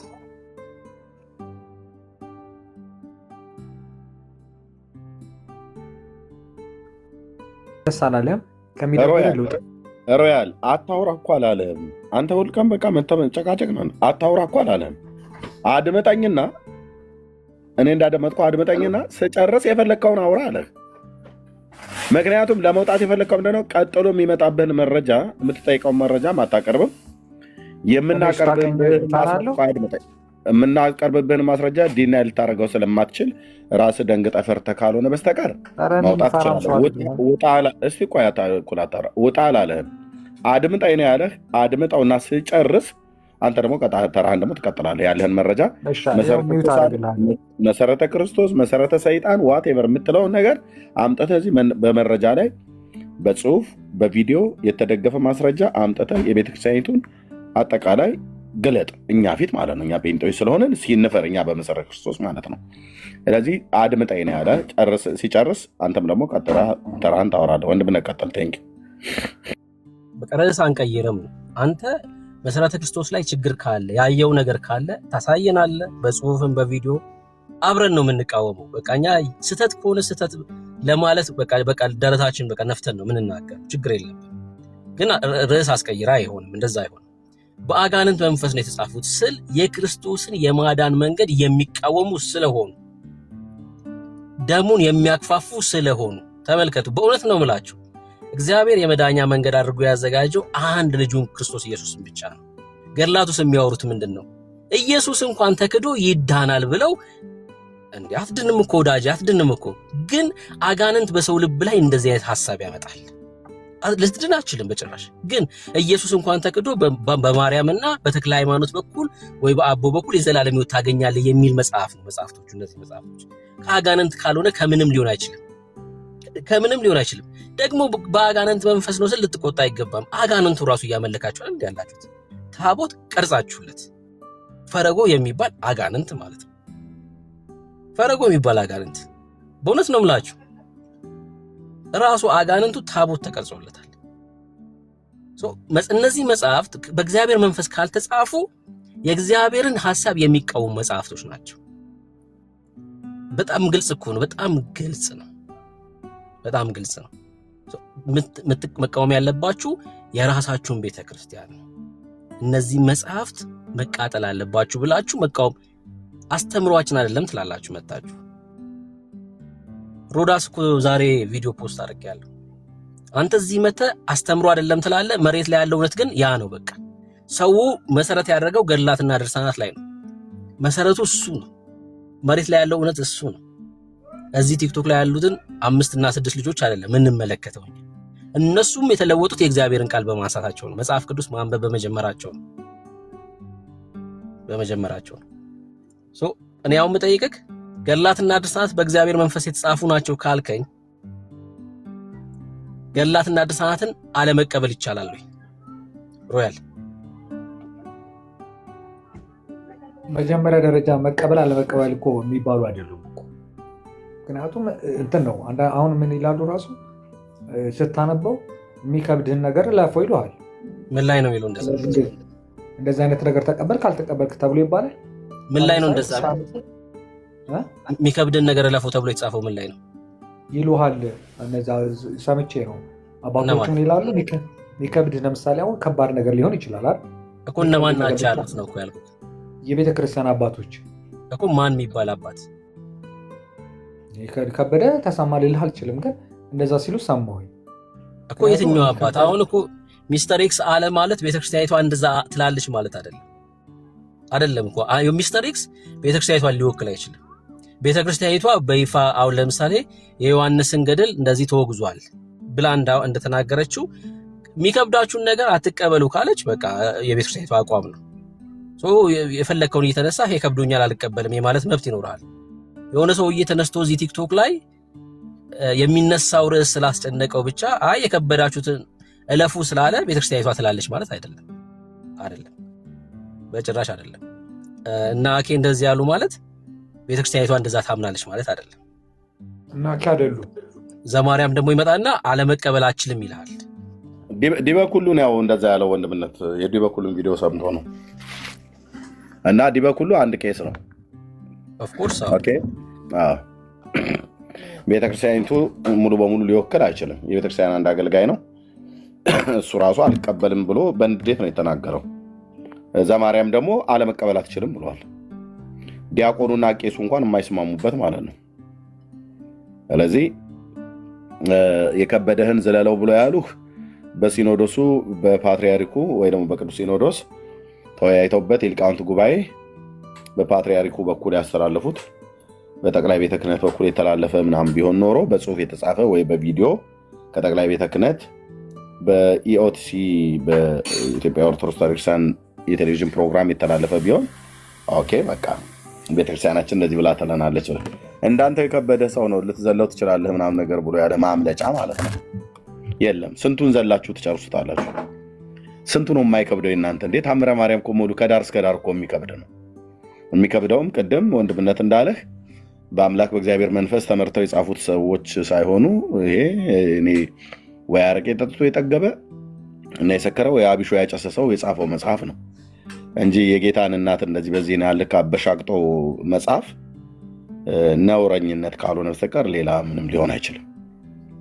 ለእኔና ሁሌ እንደምናገረው ለእኛ እናቶችና እህቶች እንኳን ለምግባራቸውም ለባህሪያቸውም የማይመጠን ነገር እኮ ነው የተጻፈው። በጌታ እናት ስም በሌላ ሴት ስም ቢጻፍ ጥሩ ነበረ። በጌታ እናት ስም እንደዚህ ብሎ መጽሐፍ የነውር ጥግ ነው። እና አሁን ምንም ሊያስተባብሉ እስከማይችሉ ድረስ አደባባይ ላይ ሲገለጥባቸው ልትዘለው ትችላለህ ምናምን ነገር ብሎ አንድ ቄስ ስላለህ መታ አንተ ቤተክርስቲያኒቱ እንዳለችው ልትዘለው ትችላለህ ምናምን ብላ አትበል። ስንት ሊዘለል ስንቱ ነው የምትዘለው? ከመጽሐፍ ወደ መጽሐፍ እንኳን ልዝለል ብለህ ብትል የትኛውን መጽሐፍ ነው የማዘለው? ከገጽ ወደ ገጽ እኮ የምትዘለው ነው። ገጽ 41 ላይ ያለውን አንብቤልህ ገጽ 42 ላይ ያለውን አትመልሰውም፣ ዝለለው ነው የምትለኝ። ገጽ 43 ብገልጠው ዝለለው ነው ኤርሚያስ ብለህ ብትለኝ በዚህ ላይ ሆድ ዕቃ ሁሉ እንትን ሊል ይችላል ስትዘል ማለት ነው። ምክንያቱም በእያንዳንዱ ገጽ ላይ የተጻፈ ነውር እንዳነበበ ሰው እርቃኑን አውጥቼ ለዓለም አሳይቻለሁ። አሁን ማዘለል ብጀምርህ ከታምረ ማርያም ከመቅደም 1 እስከ 110ኛው ታምር ድረስ በሙሉ ነው ማዘለል። በሙሉ ዘለለው ኤርሚያስ ይሄንን እያልከኝ ማለት እኔ አልዘለም፣ አንተው ራስህ ትዘለዋለህ ማለት ነው። ወደ ዝላይ አናውቀውም እኮ አልኩ። ፊኒሽድ ካላወቅኩት መዝለል ምርኩዝ ዝላይ እንትን ዝላይ ምን አመጣው? በቃ እኛ መጽሐፍ ቅዱስ ነው የምናነበው፣ መጽሐፍ ቅዱሳችንን ነው የምንከተለው። በቃ ውሸት ነው መጽሐፍ ቅዱስ አታነቡ። ወንድምነት እኮ አለ ኤርሚያስ አንድ ነገር ልንገርህ እስቲ። ሮያል ያንተ እኮ ራሱን መጽሐፍ ቅዱስ እኮ ማንበብ የጀመርከው እኮ በቅርብ ጊዜ ነው። መጽሐፍ ቅዱስን የምናነበው ትለኛለህ። በመድኃኔዓለም መጽሐፍ ቅዱስ አንብብ ወንድምነት ብዬ ለምኝህ መጽሐፍ ቅዱስ እናነባለን ብለህ ትለኛለህ። ሰማኝ እንዴ? አንድ ነገር ከጀመርክ ነው። ከዛ በኋላ ራስን ማሻሻል እኮ ምንድን ነው ችግሩ? አይ እኔ ማንበብ ጀምር ያለው ነው ማለት ያለብህ እንጂ አሁን እንዳንተ መጽሐፍ ቅዱስ የማያነብ ስንት ትውልድ እኮ ነው ያለው። ስንት ትውልድ። አንተ እኮ አሁን በቅርብ ነው እግዚአብሔር ረድቶ እኔ ዛን ቀንም ምክሬን ስለተቀበልክ እግዚአብሔር አምላክ ይባርክ። ኦኬ ማንበብን ቀጥል። ስታነብ ታውቃለህ የአምላክን እግዚአብሔርን ቃል ማለት ነው። ግን እኛ ኦርቶዶክሳውያን ገድላት ድርሳናትን አናነብም መጽሐፍ ቅዱስን የምናነበው ብለህ ስትል ሳቄ ሌላ ሳቅ ነው የምትፈጥርብኝ ማለት ነው። ለምን መጽሐፍ ቅዱስን አታነቡም ገድላት ድርሳናትንም አናነብም ነው ከሆነ ኦኬ እሺ፣ ራሱን የወጣ አይዶ ነው እንዳስወጣ አይዶ ነው። ስለዚህ ወንድምነት ጨርስና እንግዶችም ከታች ያለውን አይዶ ነው የአፄ ምኒልክን ፎቶ ያደረጉትን ሰው ተቀበላቸው ወንድምነት።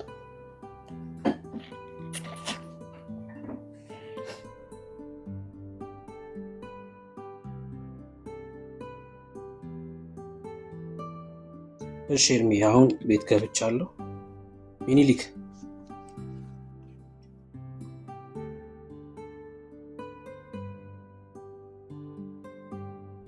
ይሰማል? ሚኒሊክ ሚዩት ነህ? እሺ ታች ወርደሃል ማለት ነው። ሌላ ኦርቶዶክሳዊ መግባት ይችላል። ሌላ ኦርቶዶክሳዊ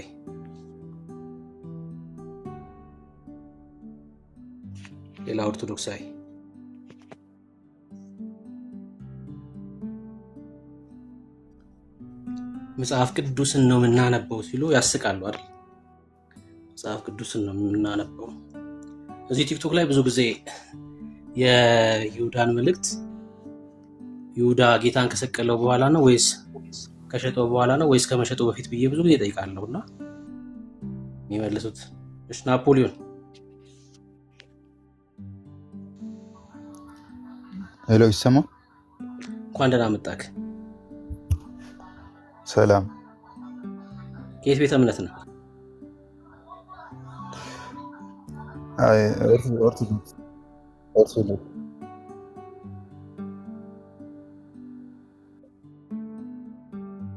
እሺ ድምፁን አስተካክል። አጠገብ ያለውን ድምፅ አጥፋ።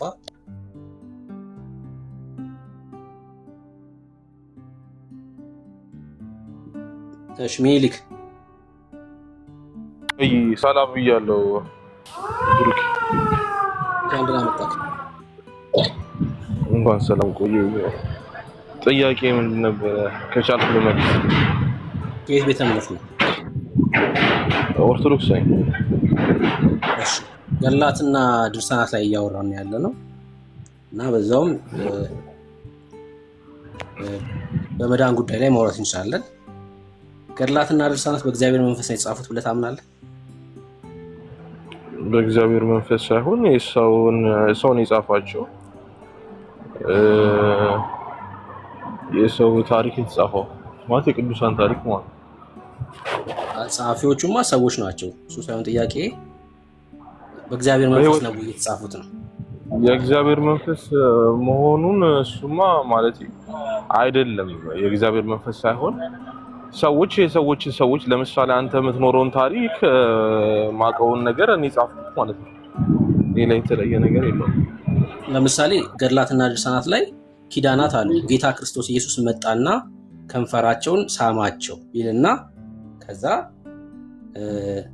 እዚህ ገዳም የመጣ ይሄን ያህል ትውልድ ይማራል፣ ልክ እንደ አንተ ተቅማጥ ያስቀመጠው ገነት ይገባል ምናምን አይነት ነገሮች ተጽፏል። ጌታ መጥቶ እንደዚህ አይነት ነገር ሲናገር ማን አይቶ ነው የጻፈው? ሰምተው ነው ወይስ በእግዚአብሔር መንፈስ ነው እነዚህ ነገሮች የጻፉት? ቃል የተገባላቸው ሰዎች ቅዱሳን አሉ። ግዴታ የዛ ቅዱሳን ቃል ማለት ከፈጣሪ ጋር እንትን ሲል በራእይ ማለት ነው ወይ ሲያድርበት ምናምን ሌላ ሶስተኛ አካል ማስረጃ እዛ ጋር መስማትም ወይ ማየት አለበት ብዬ አላምንም። ያው እምነት ነው። እዚህ ገዳም ከሄዳችሁ ለምሳሌ ጸሐፊው ያ ጻድቅ የተባለው ሰውዬ ካለፈ በኋላ ነው የሚጽፈው እና ይሄን ታሪክ ሲጽፈው የእግዚአብሔር መንፈስ ነው ያን ኪዳን ገልጦለት የሚጽፈው ወይስ ጌታና ያ ሰውዬ ቃል ሲገባቡ የተመለከተ ሰው የተመለከተ ሰው ሳይሆን ምናልባት ሪሌሽን ሊኖረው ይችላል። ከቅርብ ካለ ሰው ነው ማለት ዝም ብሎ አይጻፍም። ገብቷል? ለምሳሌ አንድ ሰውዬ በዛ የሆነ ገዳም ሲኖር ሲያከናውን የነበረውን ነገር እዛ ጋር በቅርበት የነበሩት ሰዎች ምን አይነት ነገር እንደተመለከተ ለምሳሌ በራእይ ታይቶት ነገር እንደዚህ አይነት ነገር ከሆነ ገዳም ውስጥ ካሉት አባቶች ጋር ሊያወራ ይችላል እኮ ያለፈው ቅዱሳን ማለት ነው። ገብቷል? እና ከዛ ነገር ተነስቶ ነው እንጂ አንድ ሰው ተነስቶ የዛን ሰው ባክግራውንድ ለማሳመር ምናምን ተብሎ የሚጻፍ ነገር አለ ብዬ አላምንም እኮ። አሁንም መልስ ግልጽ አይደለም እያልከኝ ያለኸው እዛ ገዳም ካሉ ሰዎች ሰምተው ነው የጻፈው እያልከኝ ነው ወይስ በራእይ? አሁን ብሩኬ ለምሳሌ እኔ እናንተ ሪሌሽን ካለን ገብቷል? ለምሳሌ ማታ እንደዚህ አይነት ነገር በራእይ ታይቶኛል ብለህ ልታወራኝ ትችላለህ። ከዛ ልክ አንተ ህልፈተ በኋላ ስላንተ ታሪክ ሲጻፍ እዛ ቦታ ላይ መጥተው ኢቭን ጓደኞች ሊሆን ይችላል ወይ የሆነ ነገር በመንፈሳዊ እምነት የምትላቸውን ነገሮች እና ያ ተጠይቀው ምናምን ነገር የሆነ ነገር አለው ብቻ የሆነ ራሱን የቻለ መስፈርት አለው እንጂ ከመሬት ተነስቶ ምናምን አይመስለኝም። እንደዛ አለ። በቃ የሆነ ነገር አድርገው የሆነ ነገር አድርገው ይጽፋሉ ነው። አዎ ስልክ አሁን እንዴት ነው ገብቶኛል እኮ በቃ የሆነ ነገር ያደርጉና የሆነ ነገር አድርገው ነው የሚጽፉት። ግን ዞሮ እያለ ነው ምናምን ሳይሆን አንተ የቅርብ ወዳጅህን እንደዚህ አይነት ሰው ነበረ እኮ እንደዚህ አይነት ነገር አብረን አድርገናል፣ ያጋጠመው ነገር እንደዚህ ችግር ነበር፣ እንዲህ አይነት ነገርም አድርጓል ተብለው ማለት አጠገቡ የነበሩት የመንፈሳዊ አባቶች ስለዛ ሰው ምስክርነት ይሰጣሉ። ከዛ ነገር ሶርስ ነው ከሰከንዳሪ ሶርስ ነው የተጻፈው መጽሐፉ እያልከኝ ነው። ሰከንዳሪ የሰማው ሰውዬ ከዛም አሁን አንደኛውን ክፍል ነው የነገርኩህ። ሰውየውም ራሱን ጽፎ አስቀምጦም ሊሆን ይችላል አይደል ነው ስለ በህይወቱ የገጠመውን ነገር ምናልባት እየጻፈም ሊያስቀምጥ ይችላል። በተለያየ መንገድ ብቻ ይጻፋል እንጂ በእግዚአብሔር መንፈስ አይደለም። በእግዚአብሔር መንፈስ አለብይ ምክንያቱም እንትን ናቸው ቀኑና ናቸው። አንዳንዴ ሊሻሩ ይችላሉ ምናምን ከመሆንሽ አሁን ልጠይቅህ፣ ገድላትን ትቀበላለህ? አሁን ይሄን ከመለስከልኝ በኋላ ልጠይቅህ፣ ገድላትን ትቀበላለህ? አሁን የምቀበለው አለ፣ የሚከብደኝ ካለ ደግሞ ማለት ትንሽ ለመቀበል የሚያስቸግረኝ ካለ ዘለው አንዴ ብሩክ ቆይ ስራ ላይ ሆኜ ነው ይቅርታ። እሺ ችግር የለውም። አሁን ተመልከቱ፣ በእግዚአብሔር መንፈስ ነው የተጻፉት ብሎ አያምንም ወንድማችን። ወይ በጻድቅ የተባለው ሰውዬ የጻፈው ነገር ወይ ደግሞ ለሚስተር ኤክስ ነግሮት ያ የሰማው ሰውዬ ደግሞ ለጸሐፊው ነግሮት ነው የተጻፈው። በዚህ አይነት መልኩ ነው ሊጻፍ የሚችለው አለ። ሙድ እያያዘባችሁ እስከሆነ አሁን ተክለ ሃይማኖት የሚባለው ሰውዬ ሙድ እያያዘባችሁ እስከሆነ አስባችሁታል ምን አይነት ነገር እንደሆነ ማለት ተመልከቱ።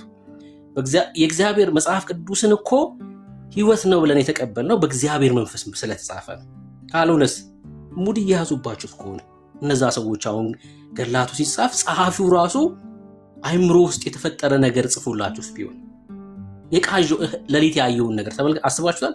ለሊት ሲቃዥ የነበረውን ነገር ጽፎላችሁስ ቢሆን ሙድ እያያዙባችሁ እኮ ነገር ካለ እሺ የሚከብደኝን አልቀበልም ከዛ ውጭ ግን እቀበላለሁ ብላል። የኔ ጥያቄ በእግዚአብሔር መንፈስ እንዳልተጻፉ የምታምን ከሆነ እነዚህ ገድላቶች የሰው የአይምሮ ውጤቶች ላለመሆናቸው በምን እርግጠኛ ትሆናለህ?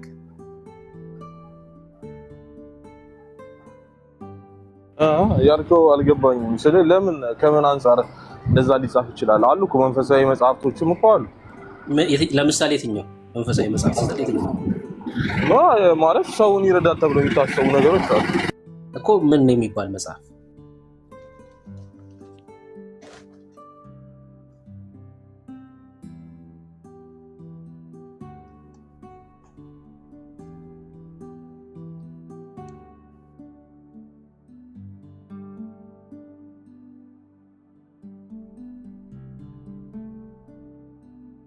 እኛ ክርስቲያኖች እሺ ተመልሰናል። እሺ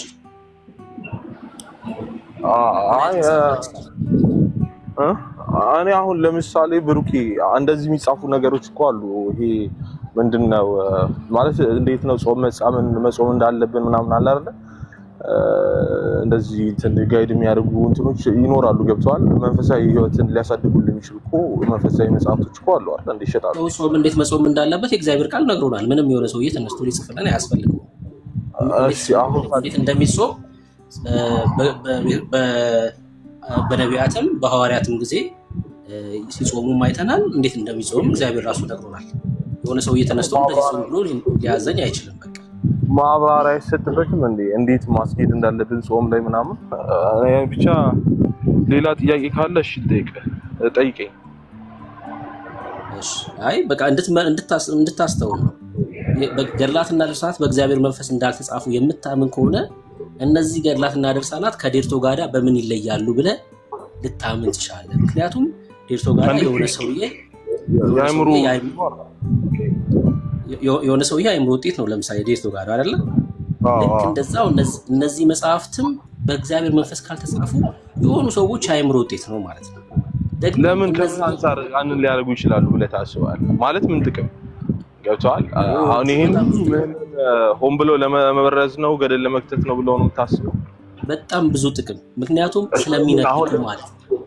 በምን እርግጠኛ ነህ? አሁን ደግሞ አንተን ልመንህና እስቲ በምን እርግጠኛ ነህ የሰው አይምሮ ውጤት መሆኑ? ይኸው ስማ በደንብ በማስረጃ ነገርኩህ። የሰው የአእምሮ ውጤት ነው ያልኩህ ለምንድን ነው? በእግዚአብሔር መንፈስ ካልተጻፈ ቅድም አንስቻለሁ። መጽሐፍቶች 3 አይነት ናቸው። አንደኛው በእግዚአብሔር መንፈስ የተጻፉ 66ቱ መጽሐፍት ናቸው። ሁለተኛው ደግሞ የሰው የአእምሮ ውጤት የሆኑ መጽሐፍቶች አሉ፣ ልብ ወለድ ምናምን የመሳሰሉ። ሶስተኛው ደግሞ በእግዚአብሔር ሐሳብ ላይ የተነሱ የአመጽ መጽሐፍቶች አሉ፣ የዚህ ዓለም ገዢ አነሳስተዋቸው የሚጻፉ መጽሐፍቶች አሉ። በእግዚአብሔር መንፈስ ካልተጻፉ ከነዚህ ከሁለቱ አንዱ ነው ሊሆን የሚችለው ማለት ነው። ቆይ ብሩኬ አንተ በህይወት ስትኖር የተጻፈልህ የህይወት ታሪክ ምን አሁን ለምሳሌ አለ እንደዚህ አንተን እንትን ማለት ባክግራውንድ እንደዚህ ጥሩ አድርጎ ለመሳል የሚሞከርም ነገር አለ። ግን እውነት አሁን የሚታወቅ ያሳለፍከውን ነገር የህይወት ታሪክ ቢጻፍ ችግር አለ ወይ? በእግዚአብሔር መንፈስ ተነሳስቶ ግድ መጻፍ አለበት? እንደዛ ነው እያልከኝ ያለ? ለምሳሌ ሚኒሊክ የሚል ስም አድርገሃል፣ ከዛ የሚኒሊክ ፎቶ አድርገሃል። ሚኒሊክ ትወዳቸዋለህ እንዴ? በጣም እንዴ ሁሉም የኢትዮጵያ ህዝብ ነው እንጂ የሚወዳቸው ባለውለታችን ናቸው። ለምሳሌ የሚኒሊክ የህይወት ታሪክ ቢጻፍ እኔ ብሩክ አልቃወምም። ምን አገባኝ? አይመለከተኝም፣ አልቃወምም። የምቃወመው የሚኒሊክ የህይወት ታሪክ መጻፉን ሳይሆን በሚኒሊክ በኩል መዳን አለ ሲባል ነው የምቃወመው።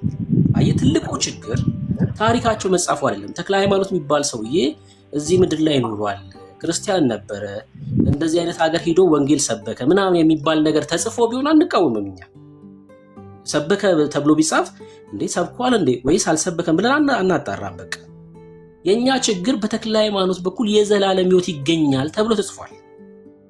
አይ አመጽ ነው። ይሄ ደግሞ አመጽ ነው የሚሆነው። የህይወት ታሪክ ስለሆነ እኮ አንቃወም፣ በጭራሽ አንቃወም። ስለ ጳውሎስ ለምሳሌ ሐዋርያው ጳውሎስ ማለት ነው የህይወት ታሪክ ሊጻፍ ይችላል። በዛ ዘመን የነበሩት ጳውሎስን በአካል የሚያውቁ ሰዎች ስለ ተጋድሎ ሊጽፉ ይችላሉ። ምንቃወመው ግን ጳውሎስ ራሱ እነዛን ሁሉ መልእክታት የጻፈው በእርሱ በኩል የዘላለም ሕይወት ይገኛል ብሎ ቢጽፉ እንቃወማቸዋለን። በጳውሎስ በኩል የዘላለም ሕይወት ስለማይገኝ ጳውሎስ ራሱ ከኔ አይደለም ማለት በእርሱ በኩል ወደ አብ እንድንገባ ምን በአንድ መንፈስ ድፍረት አለን፣ ወደ አብ መግባት አለን ብሎ ጻፈ በጌታ በክርስቶስ ኢየሱስ። እኛ ችግራችን የህይወት ታሪክ መጻፉ አይደለም፣ በእነዚህ መጽሐፍቶች ላይ ስለ ዘላለም ሕይወት ማውራቱ ነው ችግራችን። በቃ የምንቃወመው እሱን ነው። ይሄ ነው የአጋንንት ሐሳብ የሚያደርገው። ብሩኬ አሁን እኔ ማምነው እንደሆነ ታውቃለህ፣ በቃ በረከታቸው ይደርብን ምናምን ነገር ሲባል ለነሱ አምላክ የረዳቸውን እኛም እንትን ይበልልን አይነት ነገር ነው። እና እኔ በሆነ መልኩ እንደዚህ አሁን ገድላት ምናምን ማለት ለአንተ ለመጪው እንትን ይጠቅማል ተብሎ ታስቦ ነው የሚዘጋጀውና በዚህ መልኩ ገድላት ላይ ወይ ጥያቄ የምታነሳ ከሆነ እስቲ ልስማ። ማለት ጥያቄ ካለ ገድላት ላይ የተጻፈ ነገር ካለ አንድ ጥያቄ ላንሳ። እንደዛ ከሆነ ከፈቀድክ ቻው፣ ችግር የለውም። ዝም ብዬ አጠገቤ ከማየው መጽሐፎች